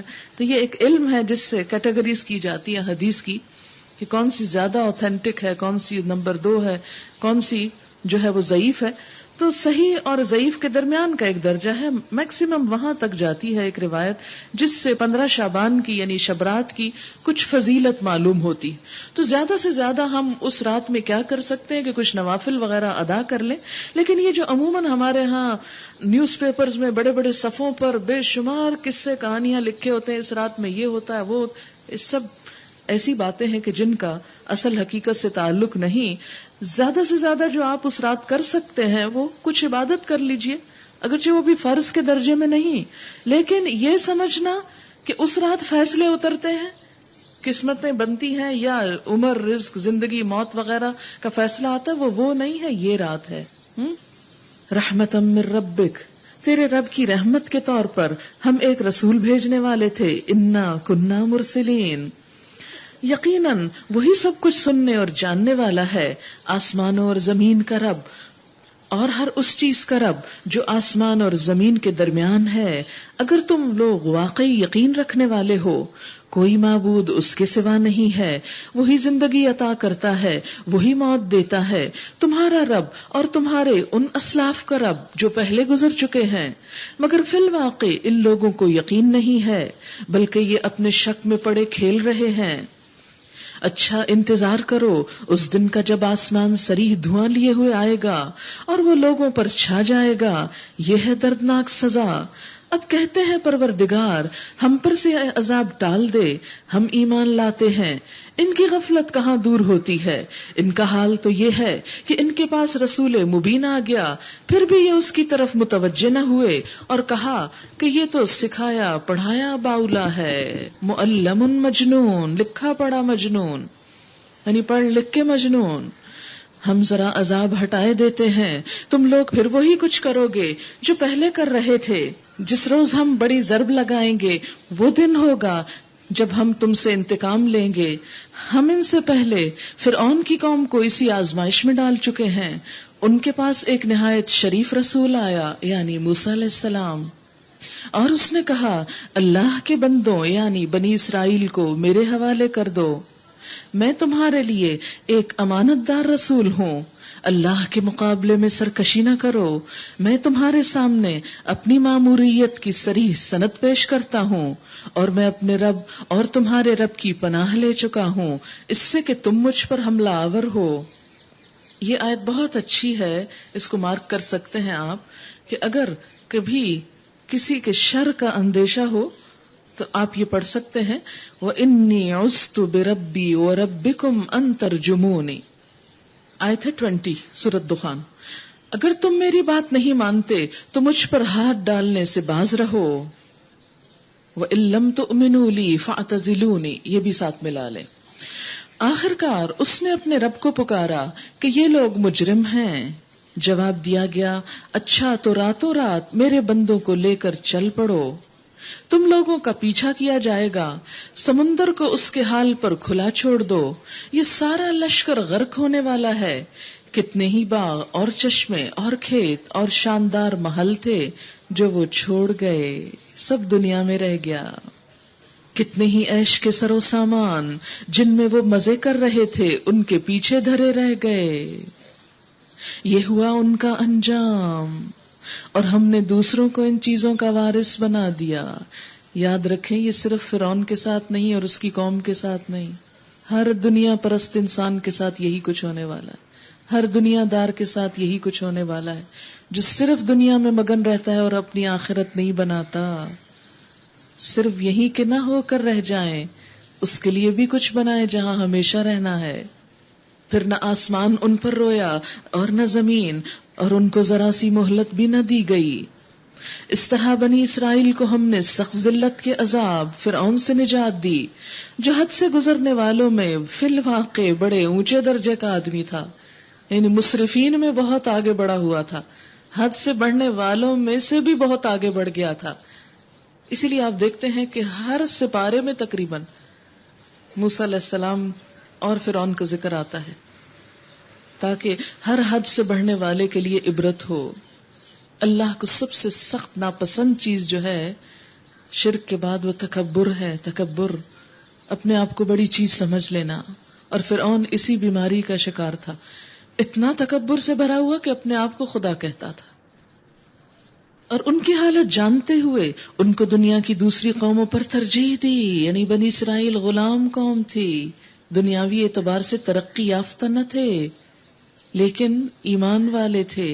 اللہ نے ان کے اس ایمان کی وجہ سے انہیں اس پستی ذلت سے نکال کر فرعون جیسی سپر پاور پر فوقیت عطا کر دی. اللہ کے لیے کچھ مشکل نہیں.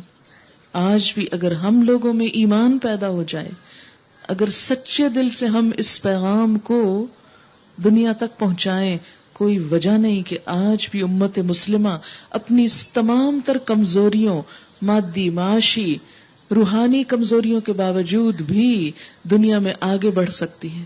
بس شرط یہ ہے کہ نیت اللہ کے لیے خالص کر لیں. ایک اچھی موسیٰ علیہ السلام جیسی قیادت کی ضرورت ہے، اور انہیں ایسی نشانیاں دکھائیں جن میں صریح آزمائش تھی. ان هؤلاء ليقولون ان هي الا موتتنا الاولى وما نحن بمنشرين. یہ لوگ کہتے ہیں کہ ہماری پہلی موت کے سوا اور کچھ نہیں، بس اب دنیا سے گئے اور ہمیشہ کے لیے ختم، جیسے کئی لوگوں کا خیال ہے. اس کے بعد ہم دوبارہ اٹھائے جانے والے نہیں ہیں. اگر تم سچے ہو تو اٹھا لاؤ ہمارے باپ دادا کو. یعنی مذاق اڑاتے ہوئے کیا کہتے ہیں کہ اگر تم کہتے ہو نہیں اٹھنا ہے تو لے آؤ باپ دادا. اللہ تعالیٰ ان کے اس جواب دیے بغیر ایک اور قوم کی مثال دیتے ہیں. یہ بہتر ہیں یا تبع کی قوم. تبع یمن کے بادشاہوں کا لقب ہے، جس طرح ملوک فارس کا کسرا. چونکہ اہل دنیا ان کا اتباع کرتے تھے، ان کو فالو کرتے تھے، اس لیے ان کو قوم تبع کہا گیا. آپ دیکھیں کہ آج کے دور میں مثلا امریکہ کو آپ کہہ سکتے ہیں تبع، اصلی معنوں میں نہیں، لفظی معنوں میں، کیونکہ ساری دنیا کو کریز ہے کہ جو کچھ وہ کرتے ہیں امریکنز ہم بھی وہی کر لیں. ایک ایک ادا ان کی دلوں میں رچی بسی ہوئی ہے. تو اس دور کے یہ بھی قوم تبع بھی سپر پاور تھے اور بہت عروج کے مالک تھے. بعض مورخین یہاں تک کہتے ہیں کہ وہ ملکوں کو فتح کرتے کرتے سمرقند تک پہنچ گئے. قوت، طاقت، شوکت، حشمت، فراغت، خوشحالی، ہر چیز میں بڑھے ہوئے تھے. فرمایا اے اہل مکہ تم تو ان کے مقابلے میں کچھ بھی نہیں ہو. اور اس سے پہلے کے لوگ ہم نے ان کو اسی بنا پہ تباہ کیا کہ وہ مجرم ہو گئے تھے. یعنی دنیاوی طاقت کی وجہ سے اللہ کی اطاعت نہیں کرتے تھے. یہ آسمان و زمین اور ان کے درمیان کی چیزیں ہم نے کچھ کھیل کے طور پر نہیں بنا دی، بے مقصد نہیں. ما خلقناہما الا بالحق ولكن اکثرهم لا يعلمون. ان کو ہم نے برحق پیدا کیا ہے مگر اکثر لوگ جانتے نہیں ہیں کہ کس لیے پیدا ہوا یہ سب کچھ، اور ان سب چیزوں میں ہم کس لیے بیٹھے ہیں یہاں. ان سب کے اٹھائے جانے کے لیے طے شدہ وقت فیصلے کا دن ہے، وہ دن جب کوئی عزیز قریب اپنے کسی عزیز قریب کے کچھ کام نہ آئے گا. یوم لا یغنی مولا عن مولا شیئا ولا هم ینصرون. جیسے آگے آتا ہے لا یسأل حمیم حمیما، کوئی جگری دوست کسی گہرے دوست کو پوچھے گا ہی نہیں، حال ہی نہیں پوچھے گا. دنیا میں جان مارنے والے وہاں سخت بے وفا ہو جائیں گے. فَإِذَا نُفِخَ فِي الصُّورِ فَلَا أَنْسَابَ بَيْنَهُمْ. سور پھونکنے کی دیر ہے کہ آپس میں کوئی رشتہ داریاں نہ رہیں گی. إِلَّا مَن رَحِمَ اللَّهُ، مگر جس پر اللہ رحم کرے. إِنَّهُ هُوَ الْعَزِيزُ الرَّحِيمُ، بے شک وہ زبردست رحم فرمانے والا ہے. إِنَّ شَجَرَةَ الزَّقُّومِ طَعَامُ الْأَثِيمِ كَالْمُهْلِ يَغْلِي فِي الْبُطُونِ كَغَلْيِ الْحَمِيمِ. زقوم کا درخت گناہگار کا کھانا ہوگا، تیل کی تلچھٹ جیسا پیٹ میں اس طرح جوش کھائے گا جیسے کھولتا ہوا پانی جوش کھاتا ہے. کڑوا بھی ہوگا گرم بھی ہوگا. آپ دیکھیں کہ اس کی چھوٹی سی جھلک آپ کریلے میں دیکھ لیں کہ کریلے اگر کبھی آپ کھا لیں آپ کو لازماً پیاس لگے گی، تو وہ تو کریلے تو کچھ بھی کڑوے نہیں ہوتے. زقوم شدید کڑوا، جس دن کے جس حصے پہ لگے گا سوج جائے گا وہ حصہ، یعنی اتنا زہر ہوگا اس کے اندر، اور پی کے اتنی شدید پیاس لگے گی کہ انسان ابلتا پانی بھی پیتا چلا جائے گا. زقوم کا درخت گناہگار کا کھانا ہوگا، تیل کی تلچھٹ جیسا، جیسے چپس بنا کے اینڈ پہ وہ تھک سا تیل رہ جاتا ہے نا، وہ تیل کی تلچھٹ ہوتی. پیٹ میں اس طرح جوش کھائے گا جیسے کھولتا ہوا پانی جوش کھاتا ہے. پکڑو اسے، خذوہ، پکڑو اسے، اس مجرم کو پکڑو. فاعتلوہ الی سواء الجحیم، اور اسے رگیدتے ہوئے لے جاؤ جہنم کے بیچوں بیچ. ثم صبوا فوق رأسہ من عذاب الحمیم، اور انڈیل دو اس کے سر پر کھولتے پانی کا عذاب، اوپر سے عذاب. سر پہ ابلتا پانی ڈالو. کبھی نہاتے ہوئے شاور ایک دم گرم کھل جائے، اگر یاد ہو کبھی ایسا ہو گیا ہو، یا ہاتھ پہ پانی تیز پڑ جائے، چین نہیں آتا سارا سارا دن. ایک دفعہ کی فوراً بھی بند کر دیں. کبھی چائے پکاتے ہوئے ابلتا پانی آ گرے، عرصے ہو اس کا داغ اور وہ نشان نہیں جاتے. کہاں یہ کہ وہاں انسان کے سر پہ ابلتا پانی ڈالا جائے اور اسے کہا جائے ذوق، چکھو اس کا مزہ. کیوں؟ انک انت العزیز الکریم، تو بڑا زبردست عزت دار آدمی ہے، بڑا عزت والا بنتا تھا. اب دیکھیں کہ دنیا میں کون سی چیز ہمیں اللہ کے حکم سے روکتی ہے یا جھکنے نہیں دیتی اس کے آگے، حق کو ماننے اور قبول نہیں کرنے دیتی. انسان کی انا، عزت، میرا اتنا بڑا سٹیٹس، اب میں مولوی بن جاؤں، اب میں مائی لگنے لگوں. ان ھذا ما کنتم بہ تمترون، یہ وہی چیز ہے جس کے آنے میں تم لوگ شک کرتے تھے. ان المتقین فی مقام امین، خدا ترس لوگ امن کی جگہ میں ہوں گے.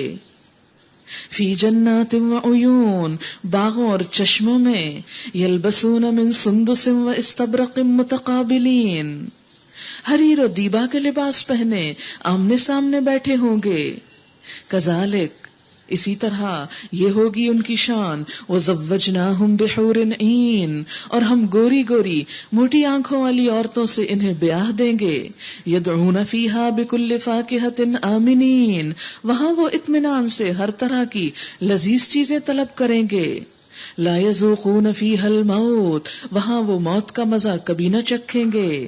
الا الموتۃ الاولی، بس دنیا میں جو موت آ چکی سو آ چکی. ووقاہم عذاب الجحیم، اور اللہ اپنے فضل سے ان کو جہنم کے عذاب سے بچا دے گا. فضلا من ربک، تیرے رب کے فضل کے طور پر. ذالک هو الفوز العظیم، یہی دراصل بڑی کامیابی ہے. بڑی کامیابی اس کو کہتے ہیں. ہم بڑی کامیابی کس کو کہتے ہیں؟ دنیا میں کوئی بہت بڑا امتحان پاس کر لے، ٹھیک ہے وہ بھی ہے، ایسی بات نہیں کہ وہ کامیابی نہیں، لیکن اس سے بڑی کامیابی آخرت میں کامیاب ہونا ہے. فإنما يسرناه بلسانك لعلهم يتذكرون. اے نبی صلی اللہ علیہ وسلم، ہم نے اس کتاب کو تمہاری زبان میں آسان بنا دیا ہے تاکہ یہ لوگ نصیحت حاصل کریں. یعنی سیدھا سیدھا مطلب ہے قرآن میں، کوئی ایسے پیچ در پیچ خمدار باتیں نہیں کہ سمجھ ہی نہ آئے. فارتقب انہم مرتقبون، آپ بھی انتظار کریں، یہ بھی انتظار کر رہے ہیں. سورۃ الجاسیہ. بسم اللہ الرحمن الرحیم. حامیم تنزیل الکتاب من اللہ العزیز الحکیم. ان فی السماوات والارض لآیات للمؤمنین. حامیم، اس کتاب کا نزول اللہ کی طرف سے ہے. بار بار ایک بات ریپیٹ ہو رہی، یہ کتاب اللہ کی طرف سے. کیوں کہا گیا یہ؟ تاکہ ہمیں یقین آئے کہ یہ اللہ کا حکم ہے، اور اللہ کا حکم سمجھ کے ماننا ہے، کسی انسان کی طرف سے اس کو نہ سمجھا جائے. اور جب ہم اس کو اللہ کا کلام سمجھ کر مانیں گے تو یہ ہدایت پائیں گے. اور اگر یہ سمجھے کہ یہ فلاں بتا رہا ہے، یہ فلاں کی بات ہے، تو یہ فلاں کی بات نہیں ہے، اور اس کی بات کا کوئی اثر بھی نہیں ہے.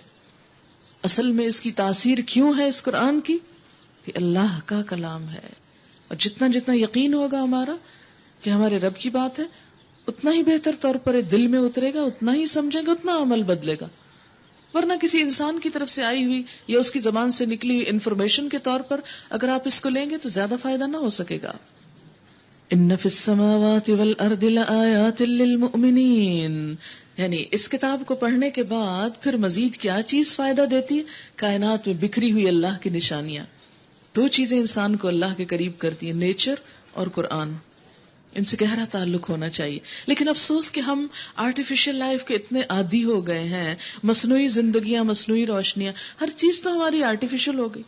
فوڈ، روشنی، لباس، گھر، حتیٰ کہ انسانی تعلقات بھی اتنے پرتکلف اور اتنے آرٹیفیشل انداز میں ہم ایک دوسرے سے عموماً ہیلو ہائی کرتے ہیں کہ جیسے بس اوپر اوپر سے ہنستے ہیں، تو وہ بھی بس ہنسی یا کہہ کا ادھر سے حلق سے اوپر تک ہوتا ہے. یہاں دل سے نہیں بات آتی، کیونکہ دل مردہ ہے، سوئے ہوئے ہیں، احساس ہی نہیں ہے. کارواں کے دل سے احساس زیاں جاتا رہا، وہ والی حالت ہے امت مسلمہ کی. حالانکہ امت مسلمہ تو دل والی، زندہ دل والی قوم ہوتی جو احساس رکھتی ہے، اور یہ احساس ایمان بیدار کرتا ہے، ایمان روشنی پیدا کرتا ہے دل کے اندر. تو جب یہ ایمان پیدا ہوتا ہے اس قرآن کے ذریعے، تو کوشش کریں کسی نہ کسی انداز میں نیچر سے کلوز ہوں. آسمان پر، سبزے پر، پانی پر، اللہ کی قدرتوں پر، چھوٹی چھوٹی چیزوں پر، درختوں کی شیپ پر، پتوں کے ڈیزائن پر، کلر سکیم پر، ایک ایک چیز پر اپنے طور پہ غور کیا کریں اور اس کے ذریعے اللہ کی محبت میں اضافہ کریں. اور اس سے آپ دیکھیں گے قرآن کیا ہے؟ اللہ کا قول. کائنات کیا ہے؟ اللہ کا فعل. اللہ کے قول اور فعل میں کوئی تضاد نہیں ہے، یہ دو چیزیں ساتھ ساتھ جاتی ہیں، اور اسی فعل میں ہم بھی شامل ہیں، اور یہ ہمارے لیے ہے، اس میں ہمارا ذکر ہے. تو جب ان دو چیزوں کو اکٹھا کریں گے تو دیکھیں گے دل کی حالت ہی بدل جائے گی.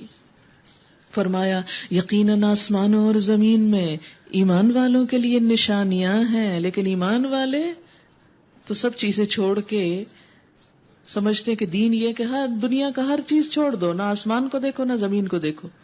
اور یہ ہم نے کام کر دیے، رکھ دیے کس کے لیے؟ غیر مسلموں کے لیے. وہ ترقی کریں، تحقیق کریں، لیبارٹریز بنائیں، پیسہ لگائیں، سب کچھ، اور ہم کسی اور طرف. اب دیکھیں کہ جب لوگ ملینیم کی بات کرتے ہیں نا، تو آپ کو پتہ ہے کہ اس سے پچھلے ملینیم کے آغاز پر مسلمانوں کا عروج تھا، پھر اختتام تک ہم زوال پذیر ہو گئے بحیثیت امت کے، بحیثیت قوم کے. تو ہمارے لیے تو نیا ملینیم اس وقت خوشی کا ہوگا، یا ہم تو اس وقت خوشی منانے کے قابل ہیں کہ ہم آئندہ کے لیے امت مسلمہ کی عزت اور سرفرازی کے لیے کچھ کر سکیں. ابھی تو ایک حصہ مار کھا رہا ہے، کہیں کوئی پٹ رہا ہے، کہیں کوئی جان دے رہا ہے، کہیں کوئی ذلت اٹھا رہا ہے. علم کے میدان میں، تحقیق کے میدان میں، سائنس کے میدان میں ہم پیچھے رہ چکے ہیں. آپ کو معلوم ہے کہ اس وقت بھی لائبریری آف کانگریس میں لکھا ہوا موجود ہے، لٹکا ہوا موجود ہے کہ دنیا کی مختلف تہذیبوں نے دنیا کو کیا دیا. اسلام کے آگے سائنس لکھا ہوا ہے. حالانکہ ہونا چاہیے کہ اسلام نے کیا دیا، دین دیا یا شریعت دی یا قانون دیا. نہیں، سائنس کیا ہے؟ کائنات پہ غور و فکر ہے.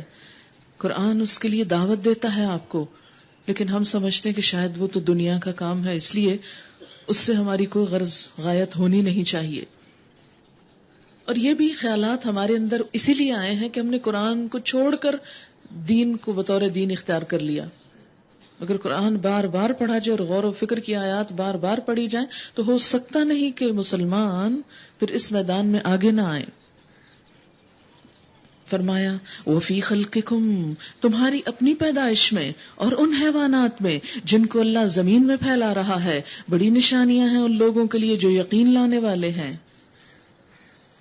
اور شب و روز کے فرق اور اختلاف میں، اور اس رزق میں جسے اللہ آسمان سے نازل فرماتا ہے، پھر اس کے ذریعے سے مردہ زمین کو جلا اٹھاتا ہے، اور ہواؤں کی گردش میں بہت نشانیاں ہیں. ساری دنیا کی باتیں ہو رہی ہیں ان لوگوں کے لیے جو عقل سے کام لیتے ہیں. یہ اللہ کی نشانیاں ہیں جنہیں ہم تمہارے سامنے ٹھیک ٹھیک بیان کر رہے ہیں. اب دیکھیں کہ قرآن پڑھنے کے بعد سب سے بڑا فائدہ جو آپ کو ہونا چاہیے وہ یہ کہ آپ کی نظر بدل جائے. دل بدلے گا تو نظر بدلے گی، کیونکہ ہمارے دل میں جو ہوتا ہے ہم اسی آنکھ سے دیکھ رہے ہوتے ہیں. تو نظر بدل جائے کائنات کے، یہ سب کچھ ایسا ہی رہے گا، آپ بھی ویسے ہی رہیں گے، لیکن آپ کی سوچ اور نیت اور خیال اور ارادہ اور مقاصد اور کام فرق ہو جائیں گے. تو جب نظر بدلتی ہے اور ہر چیز میں انسان کو خدا نظر آنے لگتا ہے تو ہر کام عبادت ہونے لگتا ہے. پھر انسان کسی پہ ظلم زیادتی نہیں کر سکتا، کسی کے خلاف سوچ نہیں سکتا، کسی کو نقصان پہنچانے کی تدبیریں نہیں کرتا. وہ ہر ایک کا مخلص اور خیرخواہ بن جاتا ہے، ہر نیکی کے کام میں تعاون کے لیے آگے بڑھتا ہے، ہر زیادتی کے کام کو روکنے کی کوشش کرتا ہے.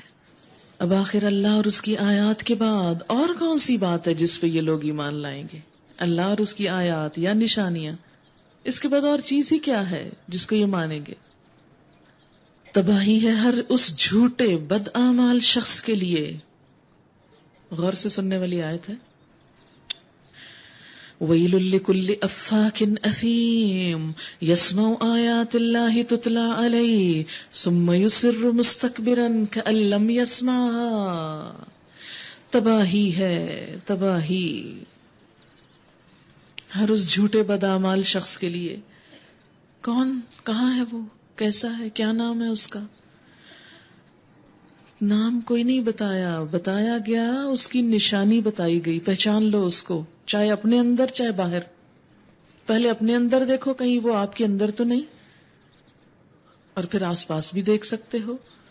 کون؟ جس کے سامنے اللہ کی آیات پڑھی جاتی ہیں، ٹھیک، اور وہ ان کو سنتا ہے، سن لیتا ہے، پھر سن کے کیا کرتا ہے؟ پورے تکبر کے ساتھ اپنے کفر پر اس طرح اڑا رہتا ہے گویا اس نے سنا ہی نہیں. ایسے شخص کے لیے تباہی. کفر کا کیا مطلب؟ انکار، اللہ کی بات کا انکار. ٹھیک، اللہ تعالیٰ آپ کہتے رہے، میں نے وہی کرنا جو میرا دل چاہے گا یا جو لوگ مجھ سے ایکسپیکٹ کر رہے ہیں. تکبر کے ساتھ اصرار غلطی پر، سنی انسنی کر. اچھا، اس کا بعض لوگ کیا مطلب لیتے؟ اچھا ہے سنو ہی نہ سنو گے تو نہ کام ہوگا، یعنی نہ سنو گے نہ پکڑ ہوگی. اور ہم اللہ تعالیٰ کو کہہ دیں گے اللہ تعالیٰ ہم کو پتہ ہی نہیں تھا آپ نے کیا کہا تھا. اللہ تعالیٰ پوچھیں گے نہیں؟ ان السمع والبصر والفؤاد کل اولئک کان عنہ مسئولا. کان، آنکھ، دل سب سے پوچھا جانے والا ہے. ان کو کن کاموں کے لیے دیا تھا میں نے تمہیں کہ میری آیات میں غور نہ کرو، سنو ہی نہ، دیکھو ہی نہ، سمجھو ہی نہ، سوچو ہی نہ، اور مجھے دھوکہ دو، میرے دھوکے کے لیے استعمال کیا تھا. کہ ہم اللہ تعالیٰ کو کہہ دیں گے اللہ تعالیٰ وہ ہم نے سنا ہی نہیں تھا. بھئی کیوں نہیں سنا تھا؟ کیا کتاب آئی نہیں تھی؟ آئی تھی. سنانے والا نہیں آیا تھا؟ وہ بھی آیا تھا، بس ہم نے نہیں سنا. کیوں نہیں سنا؟ تاکہ عمل نہ کرنا پڑے. اچھا، اسی لیے پھر نہیں کیا، آؤ پھر تمہیں پکڑتا ہوں. جب ہم یہ بات کہتے ہیں کہ ہم سنیں گے تو پھر زیادہ پکڑ ہوگی اس لیے بہتر ہے نہ سنیں، تو دراصل ہم کس کو دھوکہ دے رہے ہیں؟ اللہ کو یا اپنے آپ کو؟ یخادعون اللہ والذین آمنوا وما یخدعون الا انفسهم وما یشعرون. دھوکہ دیتے ہیں اللہ کو، ایمان والوں کو، حالانکہ نہیں دھوکہ دیتے مگر اپنے آپ کو، لیکن شعور نہیں رکھتے، سمجھ نہیں رکھتے کہ کر کیا رہے ہیں۔ حماقت ہے یہ کہ جیسے بلی کو دیکھ کر کبوتر آنکھیں بند کر لے، ہم نے دیکھا ہی نہیں بلی کو، اس لیے ڈرنے کی کیا ضرورت ہے؟ تو بلی تو وہیں کھڑی ہے، آپ آنکھیں بند کریں زیادہ اچھی طرح پکڑے گی، ویسے تو شاید بھاگنے کا بھی کوئی چانس ہو۔ تو بات یہ ہے کہ ایک شخص اللہ کی آیات کھلے دل سے سنتا ہے، محبت سے سنتا ہے، میرے رب کی بات، میرے رب۔ آپ دیکھیں کسی پیارے انسان کا خط آتا ہے، کتنے شوق سے آپ کھولتے ہیں۔ عموماً لوگ لکھتے ہیں کہ اس کو مسکراتے ہوئے کھولیے، کیا لکھا ہوتا ہے، اوپن وتھ اسمائل یا کچھ، لیکن نہ بھی لکھیں تو لکھائی پہچان کے آپ کی مسکراہٹ نکلنے لگے گی، اچھا یہ میری فلاں دوست کا خط ہے، اچھا اس نے یاد کیا۔ ایک دم کوئی بھی آپ کے پاس، آپ خود ہی مسکرانے لگے۔ میرے ساتھ تو ایسا ہی ہوتا ہے۔ کیوں؟ اس لیے کہ محبت ہے نا اپنے دوستوں سے۔ تو اللہ سے اگر محبت کا دعویٰ ہے تو اللہ کا کلام کھلتے ہی سنتے ہی مسکراہٹ پھوٹنے لگے گی۔ اللہ نے یہ بات کہہ دی، اچھا یہ تو لگتا ہے میرے ہی بارے کہی، مجھے پہ فٹ آتی ہے یہ بات تو۔ کھلے دل کے ساتھ انسان سنتا، شوق سے سنتا ہے، بھاگ بھاگ کے سنتا ہے، کیونکہ اس کو پتا ہے اس میں میرا ہی فائدہ، یہ تو میری ہیلپ کے لیے آیا ہے، اس میں تو میرے نفع اور میری بھلائی کی باتیں کہی ہوئی ہیں۔ اور ایک دوسرا شخص ہے جو صرف تنقیدی نظر سے سنتا ہے، اچھا بھلا دیکھیں کیا کہتا ہے قرآن، اور پھر اس کے اندر کوئی نقص نکال کے لوگوں کو اس سے دور کر سکے۔ کیا سنا تھا ہم نے قرآن، مجھے تو کوئی نئی بات نظر نہیں آئی، کیا لکھا ہے اس میں؟ تو کیا قرآن صرف نئی باتیں بتانے کے لیے آیا ہے؟ ہاں؟ خرابیاں اور خامیاں اور حماقتیں ہماری پرانی ہوں اور ہم قرآن میں ڈھونڈ رہے ہوں نئی بات ہے، یہ کیا بات ہوئی؟ اگر ہم پرانے اور ہماری عادات بد پرانی ہیں تو قرآن تو اسی کی اصلاح کر رہا ہے۔ قرآن نے یہ تو کوئی نہیں کہا کہ یہ کتاب ہے جس میں نئی نئی باتیں آپ کو بتائی جائیں گی۔ ذالک الکتاب لا ریب فیہ ھدی للمتقین، تقوی والوں کو ہدایت دینے کے لیے آیا ہے۔ یہ تو ہدایت کے لیے آیا ہے، نئی باتیں بتانے کے لیے نہیں آیا، اگرچہ ہے نیا، نیا محسوس ہوگا جو محبت سے سنے گا اس کو۔ تو دوسرا وہ شخص جو گھمنڈ میں مبتلا ہو کے سنے اور سن کے گویا سنا ہی نہ کر دے، فبشرہ بعذاب علیم، ایسے شخص کو دردناک عذاب کا مژدہ سنا دو۔ ہماری آیات میں سے کوئی بات جب اس کے علم میں آتی ہے تو وہ ان کا مذاق بنا لیتا ہے، قرآن کا مذاق اڑاتا ہے۔ ایسے سب لوگوں کے لیے ذلت کا عذاب ہے، ذلت، رسوائی، بے عزتی، ان کے آگے جہنم ہے۔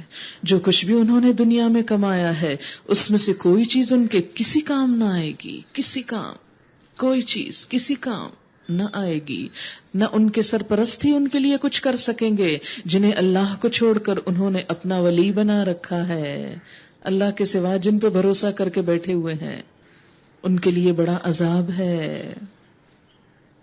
ھذا ھدی، ھذا ھدی، یہ ہدایت ہے، سراسر ہدایت، یعنی یہ قرآن، اور ان لوگوں کے لیے بلا کا دردناک عذاب ہے جنہوں نے اپنے رب کی آیات کو ماننے سے انکار کیا، جنہوں نے اس ہدایت کی طرف توجہ نہ کی۔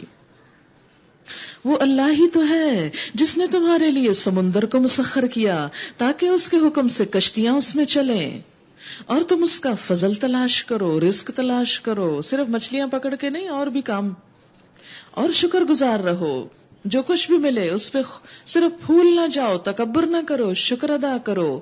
اس نے زمین اور آسمانوں کی ساری ہی چیزوں کو تمہارے لیے مسخر کر دیا، سب تمہارے فائدے کے لیے، اٹھو، استعمال کرو، ہاتھ پاؤں ہلاؤ، سب کچھ اپنے پاس سے، سب کچھ اپنے پاس سے، ہم سے کچھ نہیں بنوایا، سب اب اللہ تعالیٰ نے پہلے بنا کے رکھا پھر ہم کو یہاں بھیجا، ہر چیز خود تیار کر دی، انسان کو بطور مہمان، جیسے مہمان کے آنے پہ پہلے تیاری کر لی جاتی، اسی طرح اللہ کا یہ خلیفہ سب کچھ استعمال کرنے کے لیے آیا۔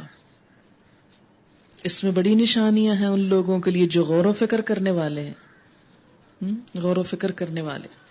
اے نبی صلی اللہ علیہ وسلم، ایمان لانے والوں سے کہہ دیجئے کہ جو لوگ اللہ کی طرف سے برے دن آنے کا کوئی اندیشہ نہیں رکھتے ان کی حرکتوں پر درگزر سے کام لیں، یعنی دین کے دشمنوں سے درگزر کریں تاکہ اللہ خود ایک گروہ کو اس کی کمائی کا بدلہ دے. کتنی خوبصورت بات ہے، یعنی اللہ خود ان کو بدلہ دے. یہاں مسلمانوں کو کیا تسلی دی جا رہی ہے کہ تم اگریسو ہو کے نہ رہو، پیسو ریزسٹنس رہے. تو بات یہ ہے کہ عموماً کیا ہوتا ہے جب انسان دین کی تبلیغ کرنے لگتا ہے نا، دین کی بات بتاتا ہے، تو کچھ لوگ شدید دشمنی پہ اتر آتے ہیں، جیسے نبی صلی اللہ علیہ وسلم کے ساتھ ہوا. اتنی شدید دشمنی کہ آپ کے ساتھیوں کو آگ پہ لٹایا جاتا، پتھروں کے نیچے رکھا جاتا، ریت پہ گھسیٹا جاتا. مسلمانوں کا دل چاہتا تھا ان کو مزہ چکھا دے، لیکن اللہ تعالیٰ نے کیا کہا، نہیں کفو ایدیکم، ہاتھ روک کے رکھو، ابھی نہیں، ابھی تم کمزور ہو.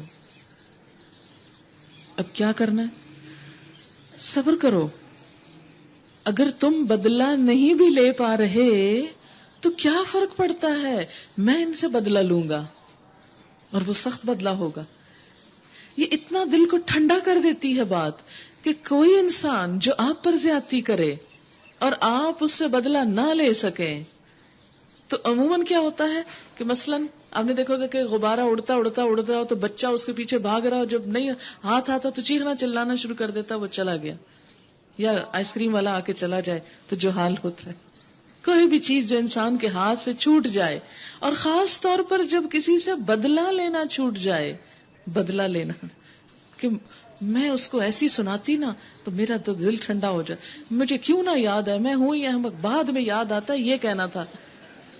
ایسے موقع پہ کہا کہ شکر ہے نہیں اس وقت یاد آیا کہ میرے ہاتھ میری زبان سے کسی کو زخم نہیں لگا، شکر ہے اللہ کا میں ایسی احمق ہی اچھی ہوں کہ میں کسی کا دل نہیں دکھاتی. ہاں تو کبھی ایسا دل میں آئے تو فوراً سوچ لیا کرے کیا ہوا، اگر میں نہیں بدلہ لے سکی تو اللہ لے سکتا ہے، وہ لے لے گا، وہ خود ہی لے لے گا. تو اہل ایمان کو کیا کہا گیا کہ ان کافروں کی حرکتوں پہ درگزر سے کام لے. اچھا یہ درگزر اس لیے کروایا گیا تاکہ اسلام پھیل سکے، درگزر کے بغیر دین پھیل نہیں سکتا، تاکہ اللہ خود ایک گروہ کو اس کی کمائی کا بدلہ دے، یعنی ظالموں کو ان کی کمائی کا اور اہل ایمان کو صبر کرنے پہ ان کی کمائی کا. من عمل صالحا فلنفسہ، جو کوئی نیک عمل کرے گا اپنے ہی لیے کرے گا، اور جو برائی کرے گا وہ آپ ہی اس کا خمیازہ بھگتے گا. پھر جانا تو سب کو اپنے رب ہی کی طرف ہے. اس سے پہلے بنی اسرائیل کو ہم نے کتاب اور حکم اور نبوت عطا کی تھی، ان کو ہم نے عمدہ سامان زیست دیا تھا، دنیا بھر کے لوگوں پر انہیں فضیلت عطا کی، اور دین کے معاملے میں انہیں واضح ہدایات دیں.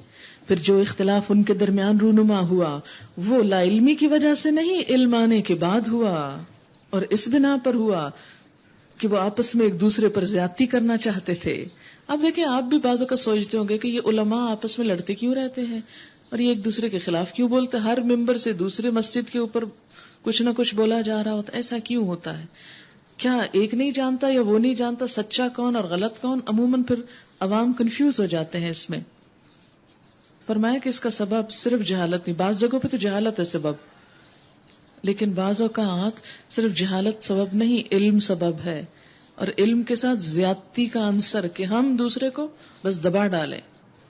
تو دین اس طرح آگے نہیں بڑھ سکتا جب تک علماء اپنے اندر حلم، عاجزی اور وقار پیدا نہ کریں اور دوسروں سے درگزر نہ کریں، دل بڑا نہ کریں. حد سے بڑھا ہوا کوئی معاملہ بھی دین کے لیے نقصان دہ ہو سکتا ہے. اللہ قیامت کے روز ان معاملات کا فیصلہ فرما دے گا جن میں وہ اختلاف کرتے رہے ہیں. اس کے بعد اب اے نبی صلی اللہ علیہ وسلم، ہم نے تم کو دین کے معاملے میں ایک صاف شاہراہ شریعت پر قائم کیا ہے، لہٰذا تم اسی پر چلو اور ان لوگوں کی خواہشات کا اتباع نہ کرو جو علم نہیں رکھتے. اللہ کے مقابلے میں وہ تمہارے کچھ بھی کام نہیں آ سکتے. ظالم لوگ ایک دوسرے کے ساتھی ہیں اور متقیوں کا ساتھی اللہ ہے. یہ بصیرت کی روشنیاں ہیں سب لوگوں کے لیے، اور ہدایت اور رحمت ان لوگوں کے لیے جو یقین لائیں. کیا وہ لوگ جنہوں نے برائیوں کا ارتکاب کیا ہے یہ سمجھے بیٹھے ہیں کہ ہم انہیں اور ایمان والوں اور نیک عمل کرنے والوں کو ایک جیسا کر دیں گے؟ ان کا جینا مرنا برابر ہو جائے گا؟ نہیں. یہ جھنجھوڑ دیتی ہے آیت کہ اچھا کرنا اور برا کرنا ایک نہیں ہوتا، انجام ایک نہیں ہو سکتا. بہت برے فیصلے ہیں جو یہ کر رہے ہیں. اللہ نے تو آسمانوں اور زمین کو برحق پیدا کیا، اور اس لیے کیا کہ ہر شخص کو اس کی کمائی کا بدلہ دیا جائے، لوگوں پہ ظلم ہرگز نہ کیا جائے. آپ دیکھیں، ہم اسی جنت میں جانا چاہتے ہیں جس میں نبی صلی اللہ علیہ وسلم ہیں، جس میں صحابہ کرام ہیں، لیکن ہم کام ان جیسا کوئی بھی کرنے کو تیار نہیں ہیں. کتنی حماقت ہے نا کہ ہم وہ کام نہیں کرنا چاہتے جو ان لوگوں نے کیے، وہ قربانیاں نہیں کرنا چاہتے جو انہوں نے کیے، لیکن ساتھ ان کے ہی رہنا چاہتے ہیں کہ ہمیں بھی وہی جگہ مل جائے. یہ تو بالکل ایسے ہی ہے کہ جیسے کوئی شخص کام نہ کرے اور وہ کہے کہ مجھے تو فلاں عمارت میں رہنا، فلاں گھر میں، فلاں فلیٹ میں، فلاں ولا میں. کیوں؟ میں انسان نہیں، میرا نہیں دل چاہتا اس میں رہوں، مجھے بھی رہنا ہے، مجھے بھی جگہ دو. پھر کچھ کام کرو، کمائی کرو، محنت کرو. نہیں، وہ نہیں میں کر سکتا. آپ اتنے ظالم لوگ ہیں، میری خواہش کو ہی نہیں سمجھتے. تو صرف خواہشات کے ساتھ تو یہ سب نہیں ہوتا، اس کے لیے محنت ضروری ہے. اگر دنیا میں چھوٹا سا گھر محنت، کوشش، پیسہ جمع کیے بغیر نہیں ملتا، جنت کیسے مل سکتی؟ اس کے لیے تو زیادہ بڑے کیش کی ضرورت ہے. افرأیت من اتخذ الہہ ہواہ وأضلہ اللہ علی علم وختم علی سمعہ وقلبہ وجعل علی بصرہ غشاوہ فمن یہدیہ من بعد اللہ افلا تذکرون. پھر کیا تم نے کبھی اس شخص کے حال پہ غور کیا جس نے اپنی خواہش نفس کو اپنا خدا بنا لی، جو دل میں آتا بس وہ کہتا ہے، اور اللہ نے علم کے باوجود اسے گمراہی میں پھینک دیا. یاد رکھیں، صرف علم کی وجہ سے ہدایت یافتہ نہیں ہوا جا سکتا، ہدایت تو اللہ دیتا ہے. کبھی ایسا نہیں ہوا کہ کوئی شخص بہت بڑا عالم ہو تو ضروری ہدایت یافتہ ہو. جب کوئی عالم خواہش نفس کی پیروی کرتا ہے تو سیدھے رستے سے بھٹک جاتا ہے. اس لیے سب سے زیادہ نقصان دہ ہے علم والوں کے لیے خواہشات کی پیروی. اور اللہ نے علم کے باوجود اسے گمراہی میں پھینک دیا، اس کے دل اور کانوں پہ مہر لگا دی اور اس کی آنکھوں پہ پردہ ڈال دیا. اللہ کے بعد اب اور کون ہے جو اسے ہدایت دے؟ ایسے شخص کی ہدایت تو اور ناممکن ہو جاتی ہے. ایک لا علم انسان کو راستے پہ لانا آسان ہے، ایک علم والے کو جو خواہشات نفس کے اندر آ چکا ہو اسے سیدھا راستہ دکھانا مشکل ہے. اس لیے ہمیشہ یہ دعا مانگا کریں، اللہم انی اعوذ بک من شر نفسی اور لا تکلنی الی نفسی طرفۃ عین. اللہ ایک لمحے کے لیے بھی مجھے میرے نفس کے حوالے نہ کر. وما ابرئ نفسی ان النفس لامارۃ بالسوء. حضرت یوسف علیہ السلام نے کہا تھا میں اپنے نفس کو بری و ذمہ قرار نہیں دیتا، یہ تو انسان کو برائیوں پہ اکساتا ہی ہے. لہذا پناہ میں وہی ہے جسے اللہ پناہ میں رکھے. یہ لوگ کہتے ہیں زندگی بس یہی ہماری دنیا کی زندگی ہے، یہی ہمارا مرنا اور جینا ہے، اور گردش ایام کے سوا کوئی چیز نہیں جو ہمیں ہلاک کرتی ہو. در حقیقت اس معاملے میں ان کے پاس کوئی علم نہیں، یہ محض گمان کی بنا پر یہ باتیں کرتے ہیں. اور جب ہماری واضح آیات انہیں سنائی جاتی ہیں تو ان کے پاس کوئی حجت اس کے سوا نہیں ہوتی کہ اٹھا لاؤ ہمارے باپ دادا کو اگر تم سچے ہو. اے نبی صلی اللہ علیہ وسلم، ان سے کہو اللہ ہی تمہیں زندگی بخشتا ہے، پھر وہی تمہیں موت دیتا ہے، پھر وہی تم کو اس قیامت کے دن جمع کرے گا جس کے آنے میں کوئی شک نہیں، مگر اکثر لوگ جانتے نہیں. زمین اور آسمانوں کی بادشاہی اللہ ہی کی ہے، اور جس روز قیامت کی گھڑی آ کھڑی ہوگی اس دن باطل پرست خسارے میں پڑ جائیں گے. اس وقت تم ہر گروہ کو گھٹنوں کے بل گرا ہوا دیکھو گے، ہر گروہ کو پکارا جائے گا کہ آئے اور اپنا نامہ اعمال دیکھے. ان سے کہا جائے گا آج تم لوگوں کو ان اعمال کا بدلہ دیا جائے گا جو تم کرتے رہے تھے. یہ ہمارا تیار کرایا ہوا اعمال نامہ ہے جو تمہارے اوپر ٹھیک ٹھیک شہادت دے رہا ہے، اور جو کچھ بھی تم کرتے تھے اسے ہم لکھواتے جا رہے تھے. پھر جو لوگ ایمان لائے تھے اور نیک عمل کرتے رہے تھے انہیں ان کا رب اپنی رحمت میں داخل کرے گا، اور یہی صریح کامیابی ہے. اور جن لوگوں نے کفر کیا تھا ان سے کہا جائے گا کیا میری آیات تم کو نہیں سنائی جاتی تھی؟ مگر تم نے تکبر کیا، مجرم بن کے رہے، یعنی یا سننا نہ چاہا یا سن کے سنی انسنی کر دی. اور جب کہا جاتا تھا کہ اللہ کا وعدہ سچا ہے، قیامت کے آنے میں کوئی شک نہیں، تو تم کہتے تھے کہ ہم نہیں جانتے قیامت کیا ہوتی ہے، ہم تو بس ایک گمان سا رکھتے ہیں، یقین ہم کو نہیں ہے. اس وقت ان پر ان کے اعمال کی برائیاں کھل جائیں گی اور وہ اسی چیز کے پھیر میں آ جائیں گے جس کا وہ مذاق اڑایا کرتے تھے، اور ان سے کہہ دیا جائے گا آج ہم بھی تمہیں اسی طرح بھلائے دیتے ہیں جس طرح تم اس دن کی ملاقات کو بھول گئے تھے. تمہارا ٹھکانہ اب دوزخ ہے اور کوئی تمہاری مدد کرنے والا نہیں ہے. یہ انجام تمہارا اس لیے ہوا کہ تم نے اللہ کی آیات کا مذاق بنا لیا تھا اور تمہیں دنیا کی زندگی نے دھوکے میں ڈال دیا تھا.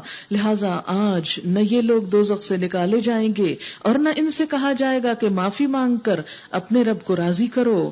بس تعریف اللہ ہی کے لیے ہے جو زمین اور آسمانوں کا مالک اور سارے جہان والوں کا پروردگار ہے. زمین اور آسمانوں میں بڑائی اسی کے لیے ہے اور وہی زبردست اور دانا ہے. وآخر دعوانا ان الحمد للہ رب العالمین. سبحانک اللہم و بحمدک نشہد ان لا الہ الا انت نستغفرک و نتوب الیک.